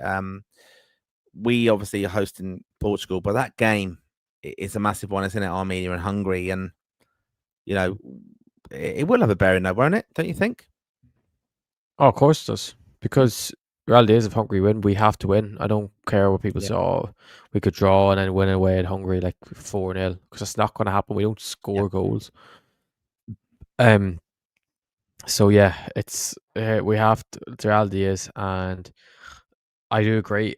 That game shouldn't affect how, because if that affects how we set up, there's something wrong. Because the reality is, we all know how we're going to set up. We're going to just sit back and just hope to hit them on the counter attack. Basically, what we tried to do against Armenia last game, which is quite depressing. Like, I can't believe it still. But yeah, we're just going to sit in our 5-4-1, and we're going to try and hit them on the counter, and it shouldn't affect. Obviously, if it gets to the last 10 minutes and it's 1-1 and Hungary have beaten Armenia away, maybe we need to kind of push a bit higher up, or instead of bringing on, say, for example, we brought on, who do we even, Conor Coventry for Jack Taylor in midfield. We brought on Andrew Moore because we need someone who's a bit more forward thinking or can play higher up on the pitch, maybe something like that. But yeah, or bring on an extra striker, we play with 2 up front or something. But it shouldn't affect it all. It's only maybe in the last 10-15 minutes of the game you might see something, but it would be, because the reality is, to really qualify, we're going to need at least a minimum of 4 points in these last 2 games, because even if Armenia beat Hungary, we should really need to get a point against. Actually, I know a 3 points technically would qualify you if you lost with Portugal and beat Hungary away. But if you would have got a point at Portugal away and you were level on points Hungary in the last game, I know they'd be on the same goal difference. I know they'd be probably 1 above us. But yeah, probably just saying too much there. But it's kind of just can't really look too much into it. You just have to hope that Armenia do a job against them. If not, we have to beat Portugal. Yep. Let us know there, Raw Faithful, watching along this evening. Thank you. Just over 1,000 viewers this evening. And make sure, if you are audio listeners to this after the live show, of course, make sure you do subscribe to the channel, give it a like, give it a follow, share as well. And make sure if you listen to it on Spotify that you also follow us on there and give us a 5-star review. Very, very helpful and appreciated, of course. We're just going to have a look now, obviously, at the revised Ireland squad. This is the original squad that was picked, obviously. So Caoimhín Kelleher, Gavin Bazunu, Mark Travers, Seamus Coleman, Jacob Bryan, Darragh O'Shea, Nathan Collins, Liam Scales, John Egan, Ryan Manning, Jimmy Dunn, and Kevin O'Toole. In midfield, we have Josh Cullen, Jack Taylor, Jason Malumbi, Finn Azaz, Conor Coventry, Andrew Moran, and Jamie McGrath's just been called up today. Evan Ferguson is with the squad. But we've also called up Johnny Kenny, joining Adam Eva, Troy Parrott, Mikey Johnson, Chidozie Ogbeni, and Festia Basele. That is the Ireland squad. Let us know your thoughts on that. Are you surprised to see Johnny? Well, Kevin O'Toole was a bit of a surprise addition, wasn't he? Tell us what you think of that call up, Martin, because you weren't for the squad reaction. It was me and Dave, wasn't it? So what do you think of Kevin O'Toole being brought in? I think Kevin Kilban spoke about it as well, saying you would have been better off with the League of Ireland. He said a good League of Ireland player would be better than Kevin O'Toole from what he's watched him like. Yeah, just cut it out of left field. I don't really get it, to be honest. A player that wouldn't be familiar to many Ireland fans, and I just don't. I think there were other players who could have come in there, to be honest, and that's it's not knocking the lad at all. But I don't know too much about him, and proper left field, as I said, and we spoke at the outset of the show about the under-17s, and look, I know they're under-17s, but down that left-hand side, we're absolutely blessed there with Uma and Solanke, and that's a problem area for us in the left side, and it has been for a long time, really. Thinking of even back to Enda Stevens, Stephen Ward, Robbie Brady, Callum O'Dowda. We've had in the past some fantastic left backs, Dennis Irwin, Ian Hart. We've been very, very blessed there. Robbie Brady left back was top class. Yeah, absolutely brilliant. But it's just been a problem position for us, that left side. And, James McLean's gone back there, of course, as well, as we know. And Kilban back in the day, I suppose. It's been a problem position for us. And I didn't really get the call up, to be honest. My question for you, Martin, is do you think it's ridiculous that he's been called up over Will Ferry? I know he didn't play at the weekend, but was fit, and he just wasn't picked off selection reasons. He said he didn't think he was ready to be an international, but Kevin O'Toole is, and Josh Honohan, who has proven he's the He's best. not going to play, is he? I can't see how he plays. Like Because it is ridiculous. And yeah, Josh Honohan, like, why is he not? It doesn't make sense. And this is my worry with Heimer. It doesn't make sense. A lot of these selections. Even look, Andrew Moran coming back in, like, deemed not good enough for the last squad and not picked. It doesn't make sense, Yeah. And that's and again, I think it's like Jimmy Dunn's in there. I like Jimmy Dunn. I think he's a big leader actually among the group. I'm very positive, delighted kind of just to be there, but he's a real positive presence. Knowing they've called upon, I'll give you I'll do my best, of course.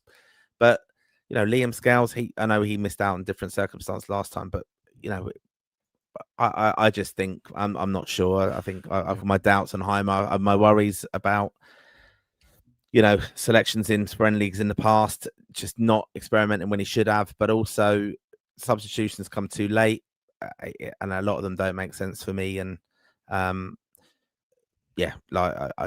don't know. That Armenia game at home was just disappointing. I mean, like, when you actually said that earlier, that reminded me how we set up at home against Armenia. And yes, the essential part of that was that we had to get a result, and we did.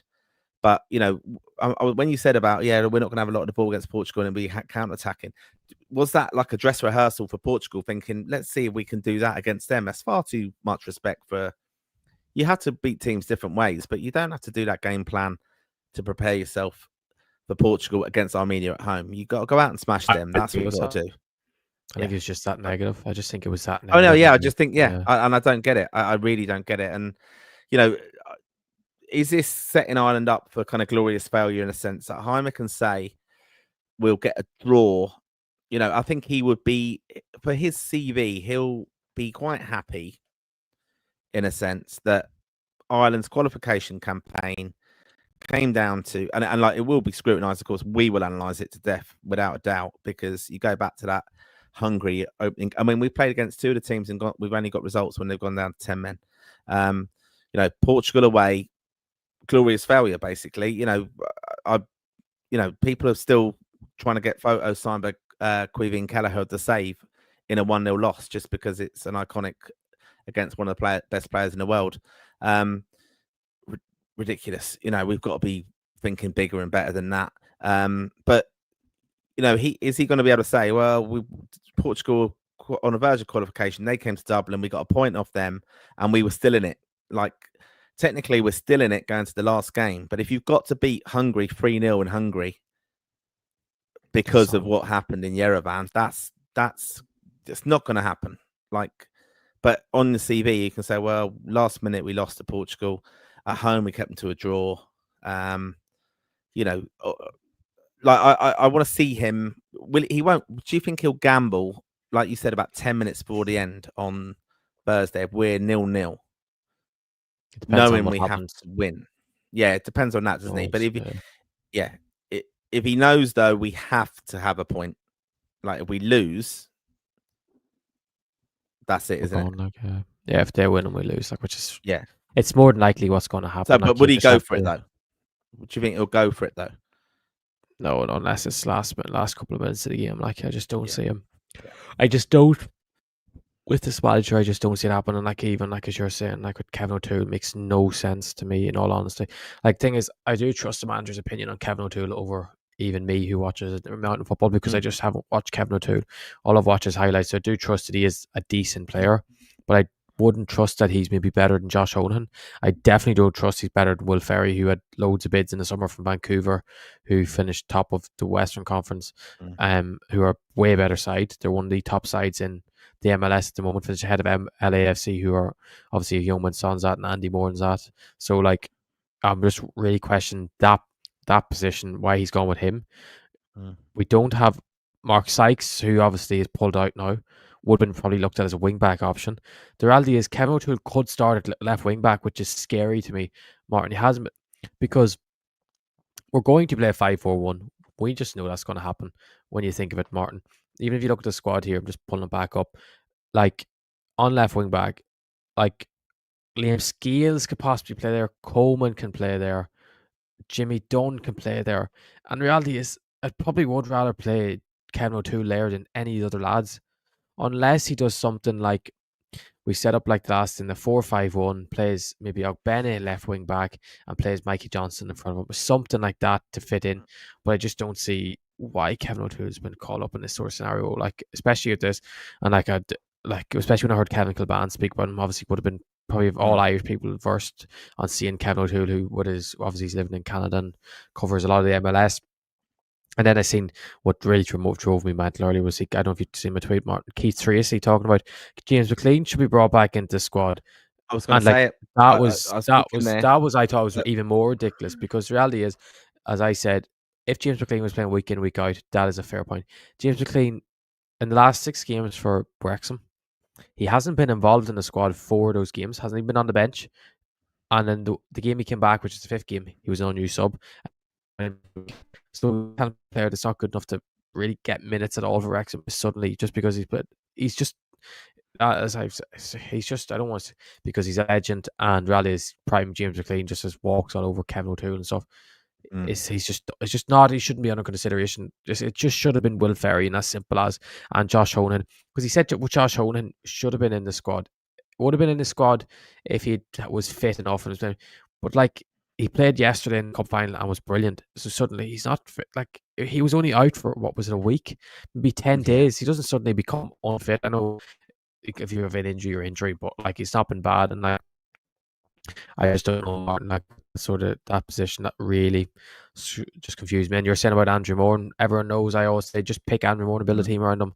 But I'm not stupid that I throw him out there and play him against Portugal and Hungary, because the reality is you probably have less possession against Hungary away. Yeah.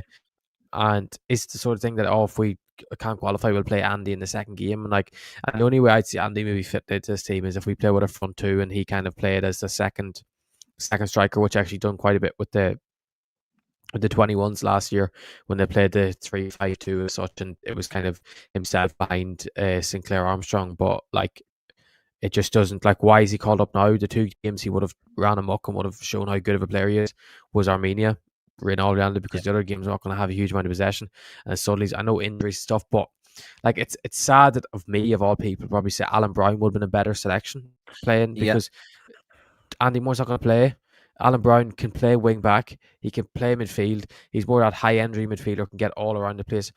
And then obviously, Martin, I was talking about Casey McAteer not coming in instead of Jimmy McGrath. In fairness, Jimmy McGrath is doing really well with Hibs at the moment. But Mark Sykes has dropped out, who you're probably thinking if he's going to play on the wing in the 5-4-1, or he's going to play as wing back because he's played a lot there with Bristol City. So then you're thinking, who's probably more like for like if you're bringing in someone to replace Mark Sykes? It's not Jimmy McGrath. Jimmy McGrath, if he's played, I know he came on. Did he come on left wing against Finland away? But like, that was kind of in that 4-4-2 system. And then, but the thing is, Jimmy McGrath is a number 10. Surely Casey McAteer makes so much more sense. I know he hadn't been playing a huge amount of minutes with Ipswich lately, but he played, 70 minutes at the weekend against Swansea, done all right. Like, he's not injured. Heimer supposedly loves him, thinks he's a really good player. He's a great athlete, so he can play wing back easily, or you can play Chio as wing back or Fessy with him. So I'm just confused why all of a sudden Jimmy McGrath's overtaking him in the pecking order. Killian Phillips, who was Heimer used to love him, is now dropped behind, is probably at the bottom of the queue, probably isn't even one of the players that's on standby for the squad. So I'm just so confused. Like, if it all works out, and the reality is, Martin, if it all works out this week, we get 6 points and we qualify, I would love Heimer. I would say he definitely deserves another. Thing is, I would say he deserves another shot, because you could say he's learned from his mistakes and he's turned it around. Unless both teams get a red card, we just fluke it through. But I would say he's at least learned from his mistakes that he's made. Maybe I'm not happy with all his squad selections, but I wasn't always happy with Stephen McKennie's squad selections, and I still backed him really because I thought what he was trying to do was the right thing. Whilst with Heimer, I think he's sending us back really much with this negativity at times, and probably with the way he talks like we're going to go out and play this free-flowing football, even though he doesn't say it, but the way how confident he is, it's like we're going to go out and beat these teams with relative ease, and we just don't do it. Yeah, I mean, it is a concern. Like, I do have my concerns that the squad selection seems erratic at times. You know, even the drop in of Matt Doherty and then bringing him back in, and then obviously he was out for the second game, wasn't he? and he started him left back. Like he has kind of made him a bit of a scapegoat for the squad and some of the poor performances and things in the past, but justified, I think, on that. But he is a player. I think if he was available for this, he'd be playing the left side. He would have to have gone with him. It wouldn't make sense not to with the circumstances we're in. That you'd have to go with him. He'd be our most experienced left-sided player. I mean, I don't think he'll abandon, obviously, the team formation, what way he's going to set up. But I think, it is horses for courses, and you need to play a very strong midfield. And, Andy Moran coming in there, I think we're better suited for the like Sinclair would have been suited for the home game against Portugal and the away game as well. He wouldn't have suited the away game, I don't think, in Hungary. So it's that Andrew Moran, I think, will be key in Hungary. Maybe not so much at home, but I'm just baffled by that O'Toole addition. What does it say to Will Ferry as well? What does it say to Joshua Honohan as well? Like with, I know he's played in the cup final, but he's on a massive high, isn't he? And he made himself available and travelled, didn't he? When Sammy Schmodix was it or Adaudo, one of them pulled out the squad, didn't he? And travelled that night. And I know that's a footballer's life, but you'd be thinking, I don't want to play for this guy if he's picking him. Who's this? And I know that sounds disrespectful of O'Toole, but he's going to take the opportunity. But it just smacks of it's not someone who was even really on the radar for many Island fans and stuff. And I'm just thinking, where's that come from? And I would question as well, like some of the coaches have got to be having a word there. That what's happening here. I think the kind of ethos of the squad and making sure everyone's happy and everyone engaged with it. Like you've got a guy coming in there. I don't really know the level he's playing in America and stuff, but he's got no experience in international football, and he's coming in there now and expected to. Are we really honestly expecting him to be put into the kind of cauldron of Lansdowne Road where we need to get a good result and play left back? I mean, or left wing back, and expect an awful lot from him. He's under a lot of pressure as a player. Then, if that's going to happen, I can't see it happening. But I don't think he's going to abandon his tactical setup and go like forward to back or anything like that. Which you could say if he did do that, we've got Darrow Shea can play there, Scales could come in there. But I think it's striking, and it's brilliant that Frank O'Connor, one of our long-term listeners, is on tonight, and he spoke to Heimer. I think it might have been in Finland or whenever we played recently, and he messaged me. Was it Bulgaria? And he said that Heimer kind of said that I am quoted him now, but Heimer kind of said it's the squad's just the same. There's not an awful lot of differences in the ability and stuff. There's no real star who can comes in and. You look to the bench and you're replacing likeness for likeness, but very strange selections. Even going back to that June friendly, we've spoke about too many times. It's boring to go over it again. I just think we've been unlucky with injuries, but he's not got it right. But the thing is, let's just go on. But like he's saying, there's like not enough a lot between these players, so which is fair enough, which I do understand, I do agree with, but. A lot of them have different attributes for different scenarios or different things that he should be able to pick and choose, really. Because the thing is, it only takes 2 or 3 players like who have different attributes. Like, say, for example, you think there's nothing between a Chidozie Ogbene and a Mikey Johnson, but they're 2 completely different players that they can play against different opposition. And did it make sense to bring Ogbene on off the bench against Armenia instead of Mikey Johnson? Didn't with me when there were 10 men, but everyone behind the ball, or it's the likes of I say with Sinclair Armstrong against these sort of teams. With there's Ferguson, his levels above, but say it's between himself and Ida to start the game, or Johnny Kenny, and it's like, maybe you mightn't think there's anything between them. But I know who I want to play up front against these sort of teams. Not against Armenia though, because I would rather a different type of striker against that. But it's like, surely that has to consider like Andy Moore. Like if you think there's nothing between Andy Moore and Will Smallbone, or Andy Moore and Jack Taylor, but they're different types of midfielders, they're different types of number 10s, and it's like he's not using it in the correct way. It's like, I know injuries, like the thing is, I don't think anyone would have been in the squad if Will Smallbone was fit, if Jason Knight was fit, if Jason Malumbi wasn't suspended. I feel like he's kind of been brought in as a late option as such, which sounds bad, but like I think he's kind of. Obviously, like I don't think but it's just it just looked bad now that he's brought in now when it's games that he's just not going to play. But there's nothing to worry about. I mean, we'll just have a quick look now before we get on to comments. We'll just look at Portugal's side. And thankfully, Bruno Fernandes is suspended for the first game.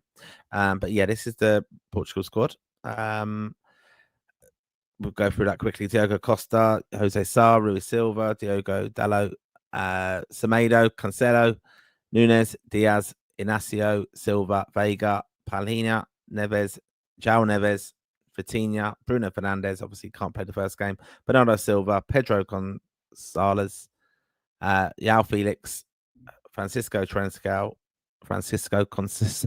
This is worse than Dave, but at least this is Portuguese players, I'm saying. Rafael Leo, Pedro Neto, Carlos Forbes, Gonzalo Ramos, and someone I've never really heard of, Cristiano Ronaldo. Did you see Dave doing it the other day? No. Oh, he was struggling big time. Well, Dave. No, you were just better. You could at least say Conceição. He couldn't say that. Well, it took him 4 years. You're forgetting someone else that they're missing a massive name. Who? The best left back in the world. Who? Nuno Mendes. Oh, Nuno Mendes. Yeah, I've seen that. Nuno Mendes is out injured. Obviously, Bruno's suspended for obviously still with their squad, but he's suspended for the first game. David Dunn has commented, "Fuck off." Didn't realize he was watching. Fuck him anyway. But he took him 3 years to learn Chiedozie Ogbene. Yeah. But yeah, obviously Nuno Mendes is massive loss, best left back in the world, and Bruno Fernandes thing is he still has a massive loss. I know you can say, oh, they have so much talent, but like if they're playing João Felix there or Conceição there in replacement for him, or they go with an extra like Palhinha and push like João Neves forward or something, who missed the last game against us, but it is going to be a step down. Still, there's just a ridiculous amount of talent that it just should be able to fill in okay. But like I'm guessing they'll probably Cancelo, who missed the last time, will probably play at left back against us, or they'll play Diogo Dalot at left back.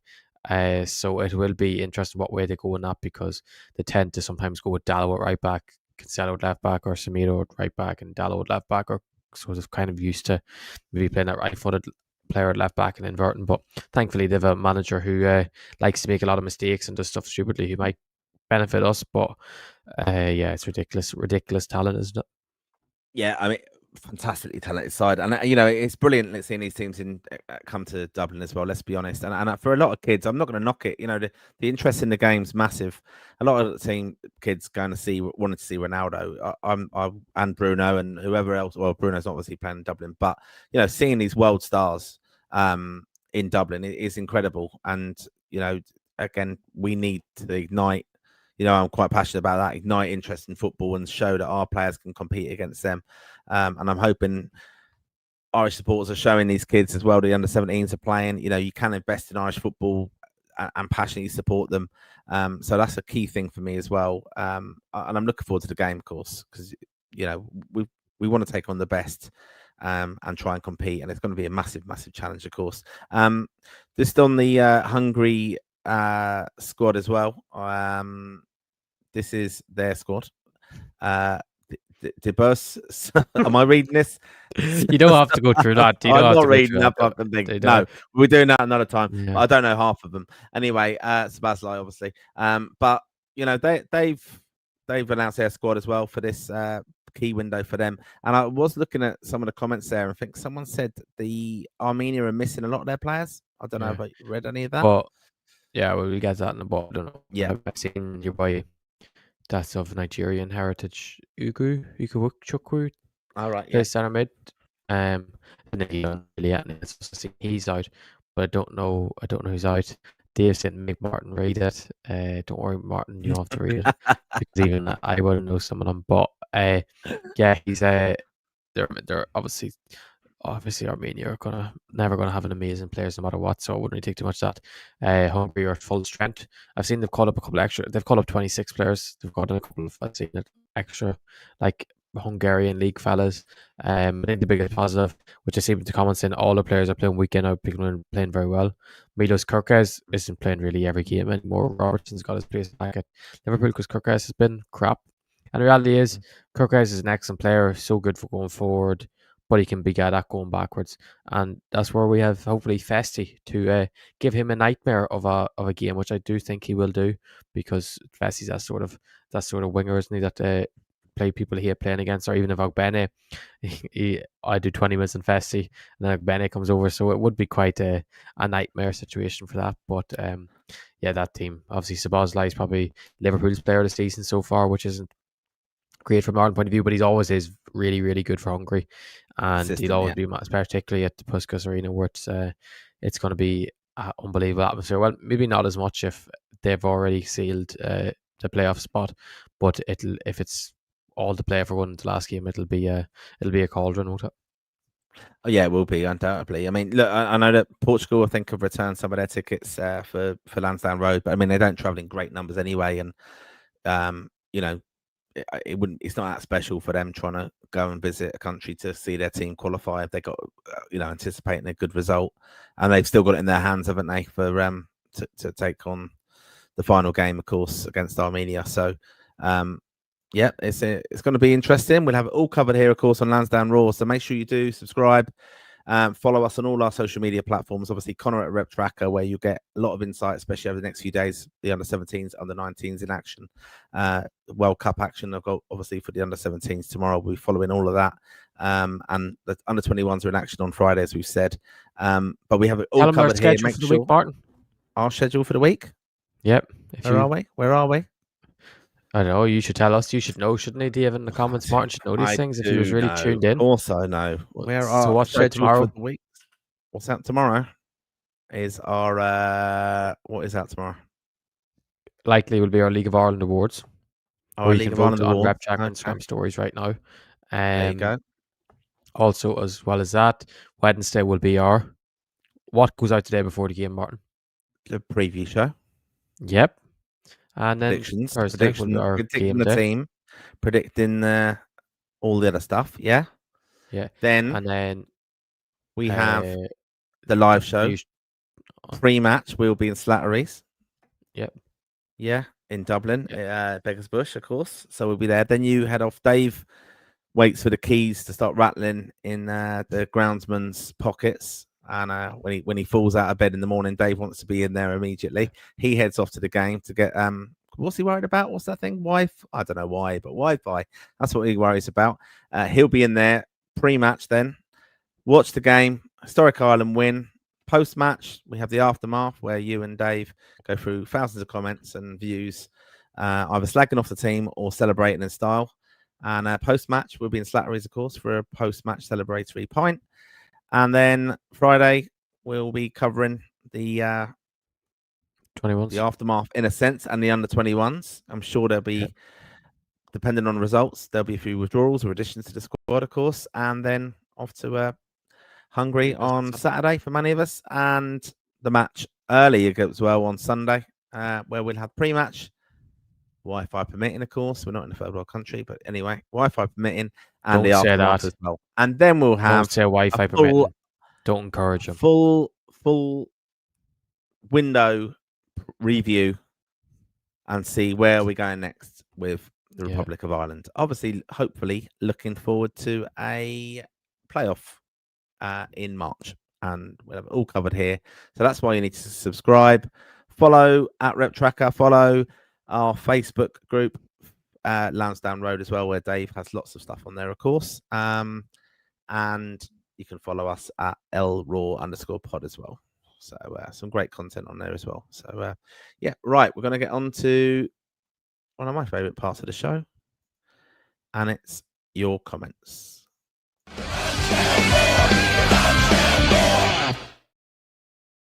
And thanks to the over 1,200 of you watching this evening. Thanks very much, including, I wish it was just one person less, but he is still here.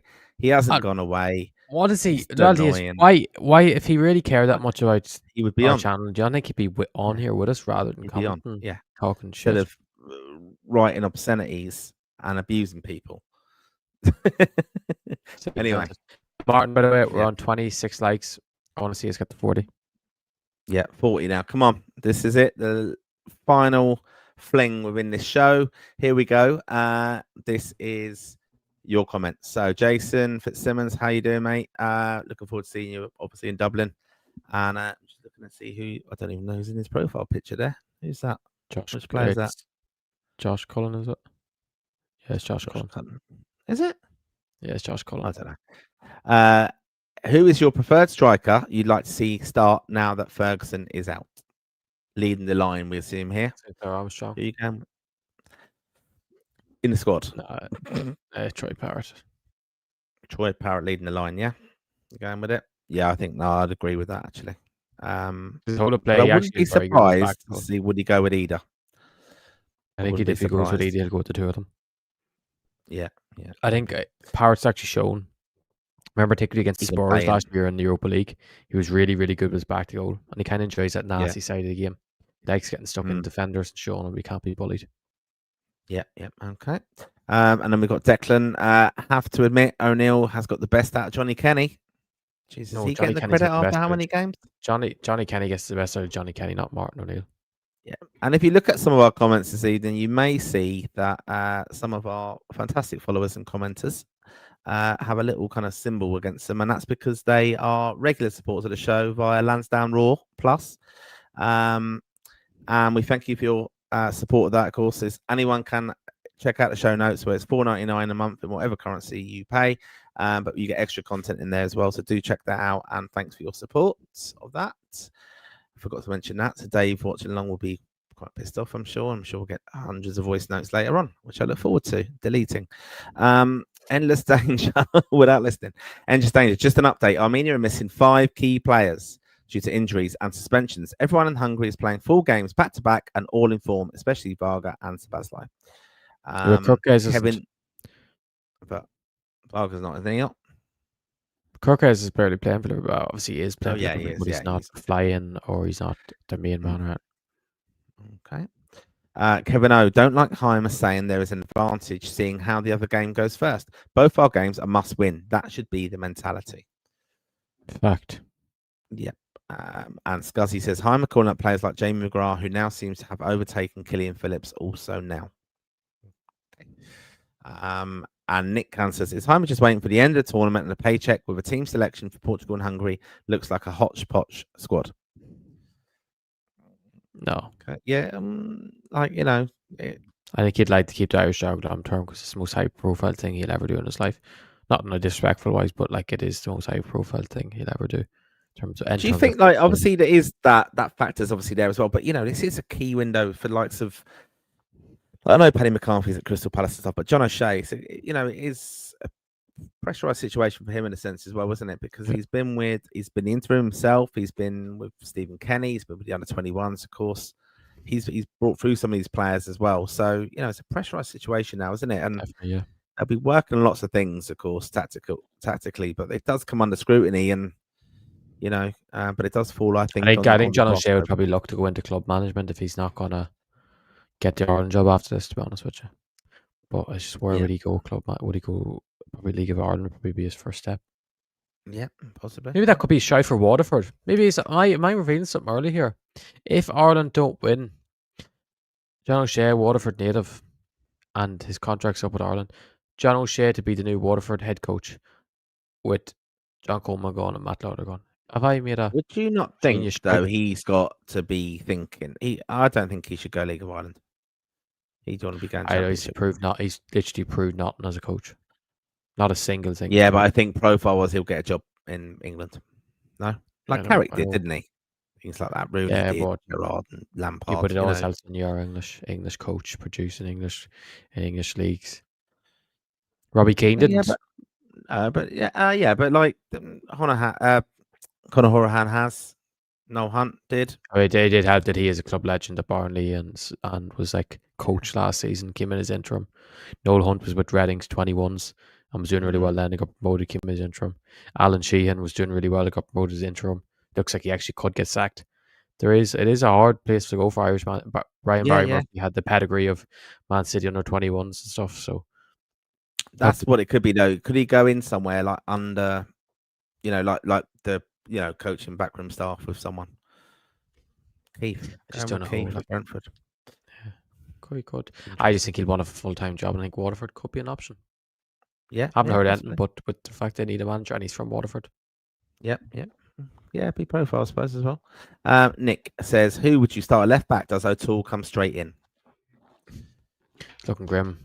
I think probably Coleman at left back, Jimmy Dunn at right wing back or something, or Bene or something. Wow, jeez, Depressing, isn't it? that is. I played John. I'd play Darroche left back. Wing back Yeah, if it had to. in a 5, and then your 3 centre backs are Collins, O'Brien, and who? Egan. Scales. Yeah. I don't really like Scales, to be fair. Don't know if I've ever sat down here before. No, I don't really rate that too highly, to be honest. I don't think any Ireland manager ever has, to be fair. But I think he's been kind of tarnished with that Celtic thing. Adam Curtis, you can see how the first team football was benefiting the under-17 players. I liked even going a goal down. We didn't. We didn't. Is he saying panic? Oh yeah, they didn't back off the opposition and still played their own game. Noonan leading the line is amazing. Even the players coming off the bench is very strong. Is strong. And David McGuinness, how you doing, David? Thanks for your support of the pod as usual. It says Mon the Hoops. And Murray99 says, can't wait for 6 months' time when Martin is up in arms. This is me, I assume, about Kevin O'Toole's inclusion in Oibig.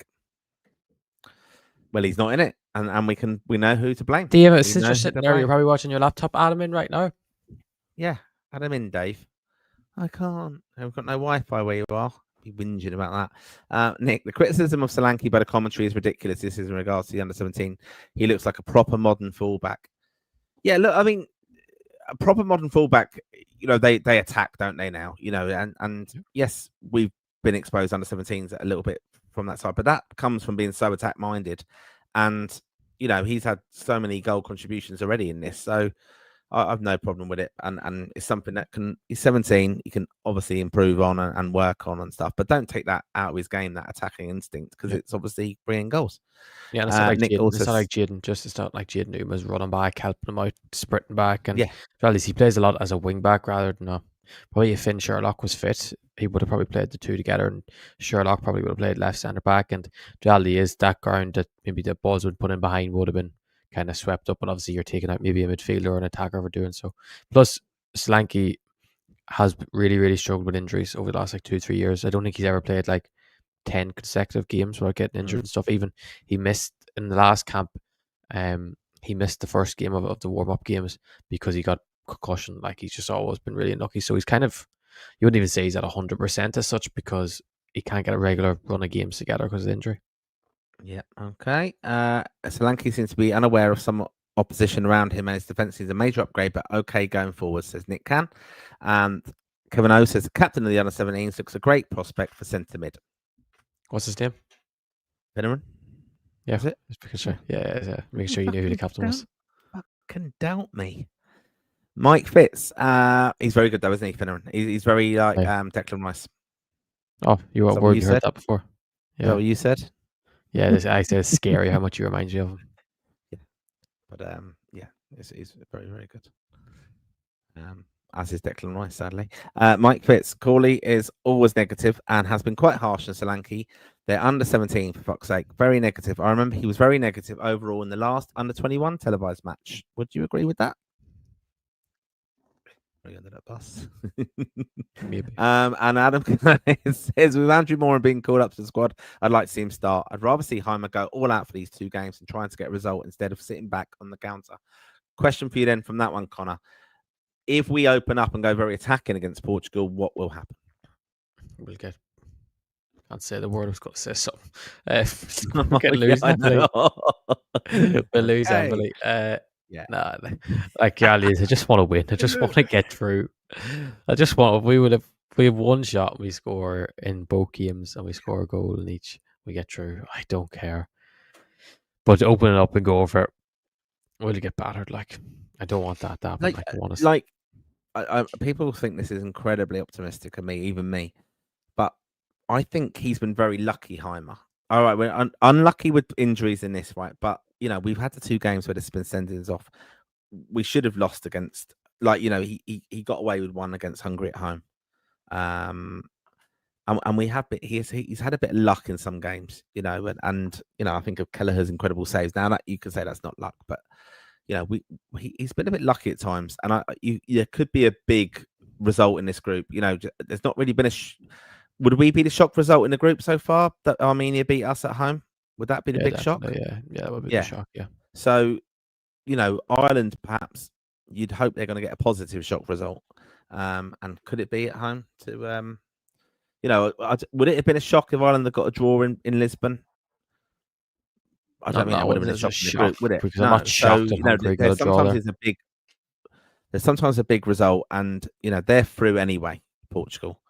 So that is perhaps an opportunity as well for Ireland. But and I know some Ireland fans. I've seen comments as well, like, "Oh, well, we're going to get battered at the World Cup anyway." It doesn't. That's not what it's about. If we can qualify, Slovenia got to we wouldn't say Slovenia were a football nation us in there in the last Euros, and they were 1-0 up against England, and fucking Bellingham in the bum scored a last minute bicycle kick, and then that's how obviously they went extra time and lost then, but that's not getting battered in the World Cup.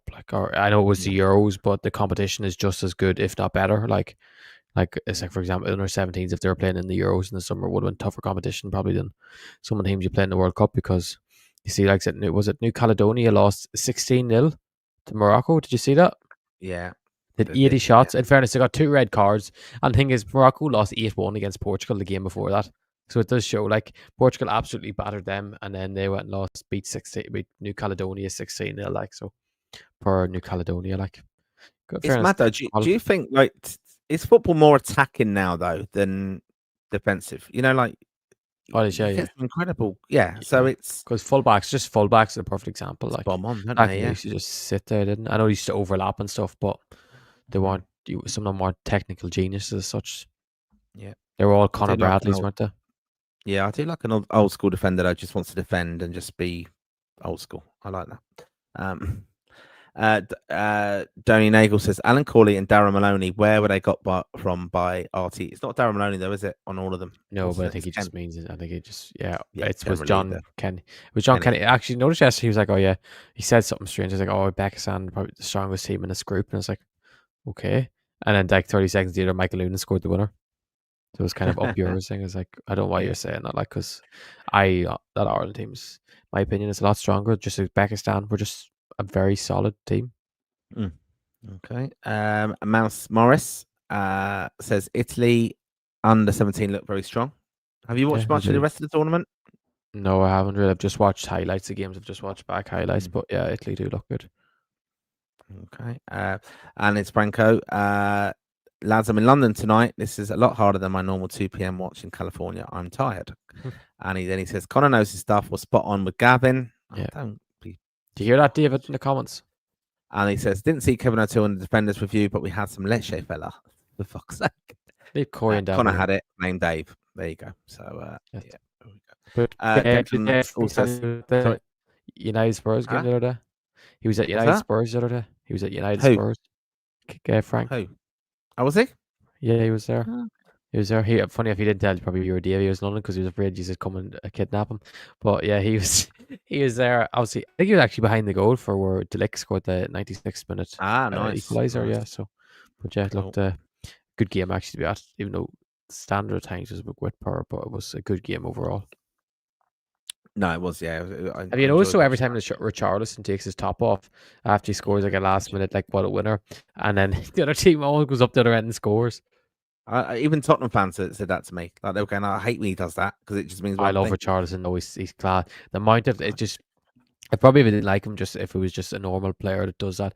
But the fact that he used to play for Everton and Liverpool fans hate him so much, and he just so rattles them up, makes me just... He's just so funny for that. When you imagine scoring at Anfield and start doing a pigeon celebration dance and having them going mental, the Scousers going, it's just funny,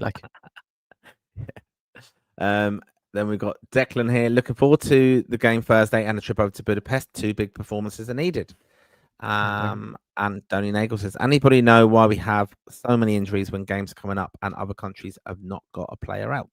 Yeah, we should have made a list. Who is injured? Rocco Vata, Ferguson, Mark Sykes, Jason Knight, Will Smallbone, Matt Doherty, Robbie Brady, Callum O'Dowda,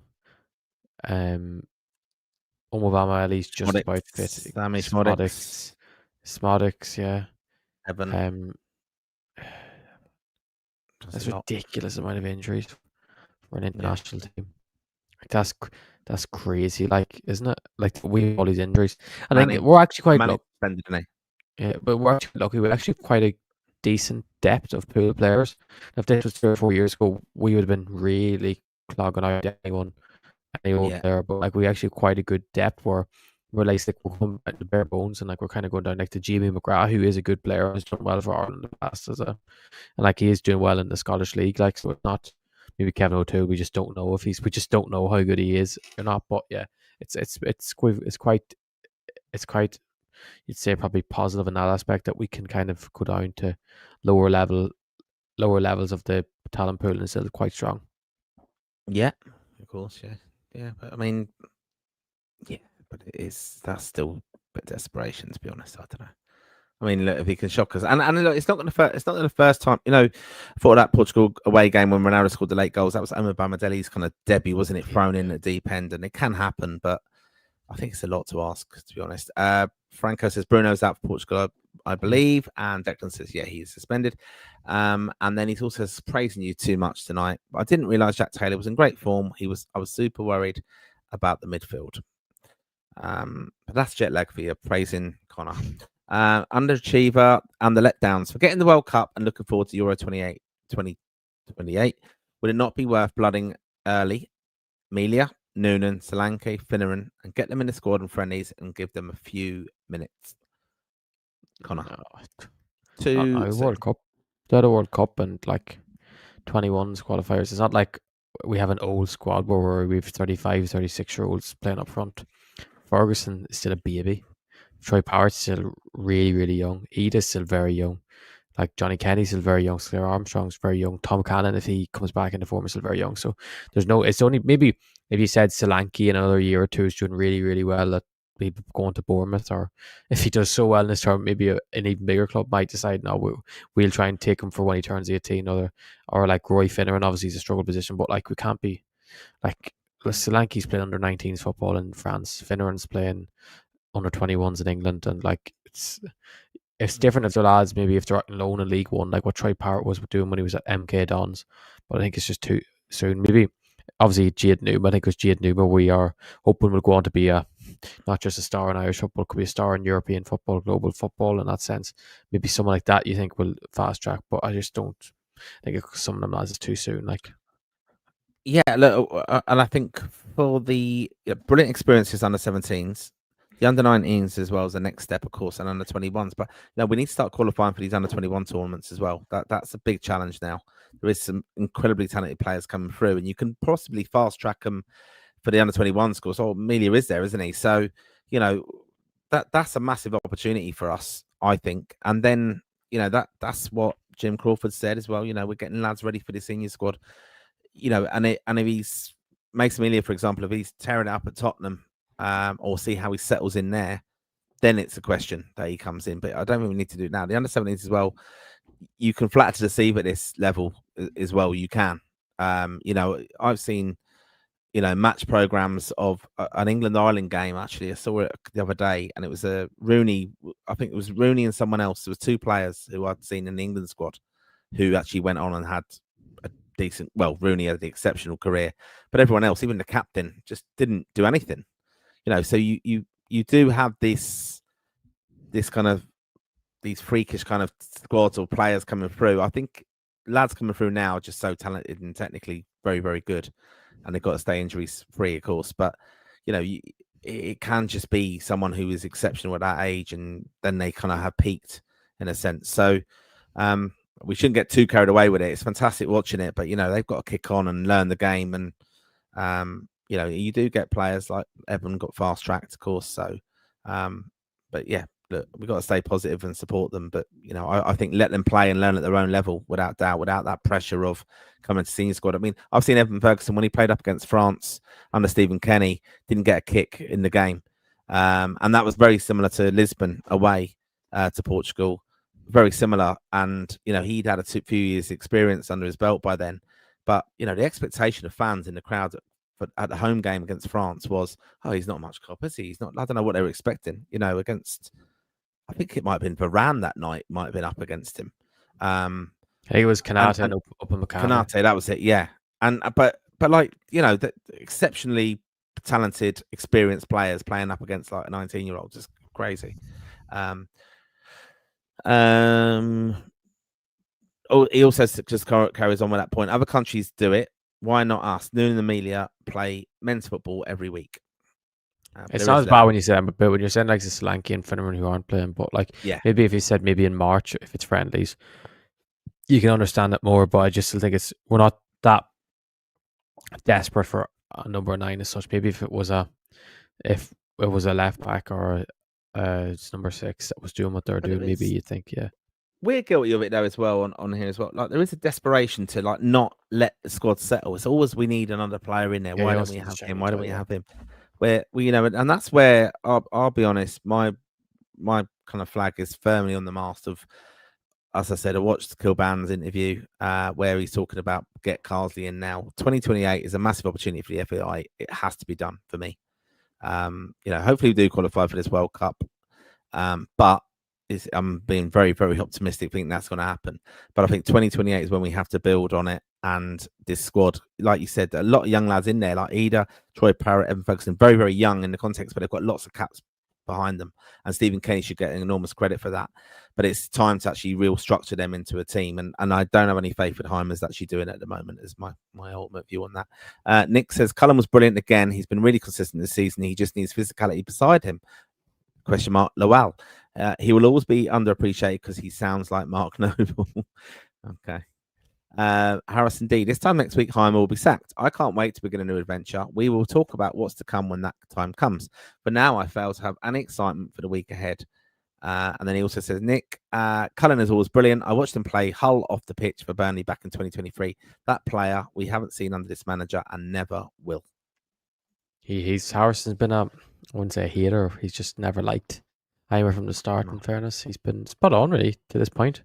Hopefully, Heimer proven wrong over the next week. But Harrison probably for and for Harrison's benefit, Heimer won't be sacked because it'll just be his contract will not be renewed. So his contract probably ends on Monday, maybe the end of November. I don't know what way it works. Probably would it end on Monday or the end of November. It probably will be Monday. The FAI would Monday. It'll go to there'll be a date, won't they? And then it'll go. Oh, Ireland have reached an agreement. Well, it'll be just something renewed. Like, it would be interesting. It would be interesting. Say, for example, we draw against Portugal at home and we beat Hungary away, or we draw and we lose maybe 1-0 to a Szoboszlai free kick away. Does he come out in the media in the post match and start saying, yeah, I deserve a new contract. I think I should be getting a new contract and stuff. Or would he be smart and think, if I'm not qualifying for this, I can't?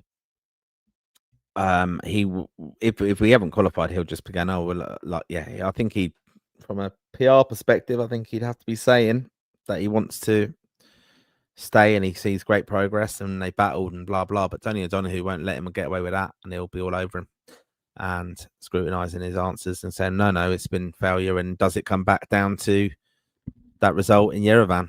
And do you feel the play Tony O'Donoghue has asked the questions in the past as are the players playing for you? And I wasn't massively satisfied with the responses from that. I don't think it is a very I know lads aren't going to be happy when they're not playing, but I am questioning the kind of group and the morale between the group and stuff. And from things I've seen, even in Lisbon, players not getting opportunities or seem to be pissed off going down the tunnel. Adamida was a player I'm mentioning in there, but there's been some crazy decisions, and even like Matt Doherty coming out in the press felt disrespected. That's the ego of a footballer, though, isn't it? I suppose, but I personally, I'd be going, fuck you, I'm never having you back near a squad of mine just for that. Don't disrespect me. That's it. Doesn't matter what you've done. So I don't think it's a very harmonious squad in a way, and that they all believe and trust in him. And I could have sympathy with that kind of viewpoint because his decisions and his squad selections just make no sense to me at times. And also, this is Nick. He just says, agree with you completely, Harrison. Hope the FAI don't fuck up the next managerial appointment. They need to get it spot on. Brian Hogan, he also says, Adamida has to start. And AX_2, a regular viewer of the show. Thank you for your support as usual. That World Cup team plays attractive football. They're all technically strong with footballing brains. I'd say they could go far in the tournament. I can't wait to see some of them in the senior team in the future, where we will be told by the media and some ignorant fans that they can't play a 5-yard pass and have to play hoofball. Okay. And Shunak Roy says the reality is that we are out. This is the senior team. Hungary will beat Armenia quite easily. Portugal will beat us, and if we're lucky, we'll get a draw with Hungary. And he also says our manager does not know how to get the best of our players. Look at Northern Ireland; they have a smaller pool of players. Their manager has been in place though for a while, hasn't he? Like Michael O'Neill at Northern Ireland and stuff. And you know, I might be a smaller pool, but no, they're not better than us, are they? They can galvanise. He's getting more out of the players, is what he means. Like for the player. Yeah. I don't do get that. Yeah. Okay. There's a load of nonsense. I'm not going to read his comments. AX_2 also says 4,000 followers, lads. Well done. Thank you for that. And Nick also says, come on, Armenia. And David Dunn, whoever he is, says, thanks, AX. And he says, David Dunn also says, I thought Conor was very negative on the 21s. Shut your mouth, yeah. And we're on 29 likes, get us to 40. Yep, get us to 40 before we go. And he also says, I want my coffee back, Frank. Frank's gone to sleep. Yeah, Frank's gone off. He saw you commenting, Dave, and he thought, well, there you go. AX_2. No point in bringing in those young midfielders and fullbacks. We are still yet to give Lowell, Moran, Hodge, and all the young left backs a chance. And he also says Kenny's departure was announced the day after Euros qualifiers break was over. Well, he kind of knew. He'd kind of admitted in the post-match. Yeah, but he knew. He was all emotional, wasn't he? And he knew it was gone. Like a time where at least it'll go down to the wire, or he can bluff his way with progress stuff.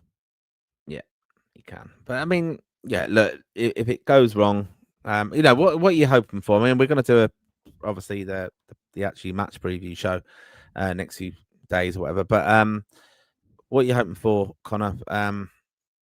From this, have you got faith still? It's looking very bleak, to be honest with you. I'll always have faith. I always think we're going to do it because it's the way I am, but it is looking quite bleak. Like, I still think we will do it, but I just don't. I just think that it will take 6 points to get us through. Yeah, I mean, look, we could have a historic night in Dublin on Thursday, and that's what I say is anyone going to the game, make sure you get in there early as well, because these kind of games, I'll be honest, it does attract Irish fans or football fans in Ireland who may be going just for the Ronaldo effect. I'm being very honest on that. And to see Portugal and the ticket process to get in is quite difficult at times. It don't always work and blah blah blah. So make sure you get in there early and get behind the team. We'll have. I would just say get behind the team, make it a hostile environment for them. I always say that with a little bit of reluctance because we always get punished by their star player then, and that's happened in the past. But, it will be an incredible night. We've got to get behind the lads who will be giving it their all. I mean, they're on the verge of trying to qualify for the World Cup. It's a massive challenge ahead, but hopefully, like we've just said there, Nick has also commented saying, Heimer has been lucky so far. He just needs to be lucky 2 more times and we're going to the playoffs. This is the aim for the manager. It was to get us to the World Cup via the playoffs was very, very likely in the sense that Portugal in our group, and it still is in our hands. So I want us to be positive. We're going to be positive, aren't we, Conor?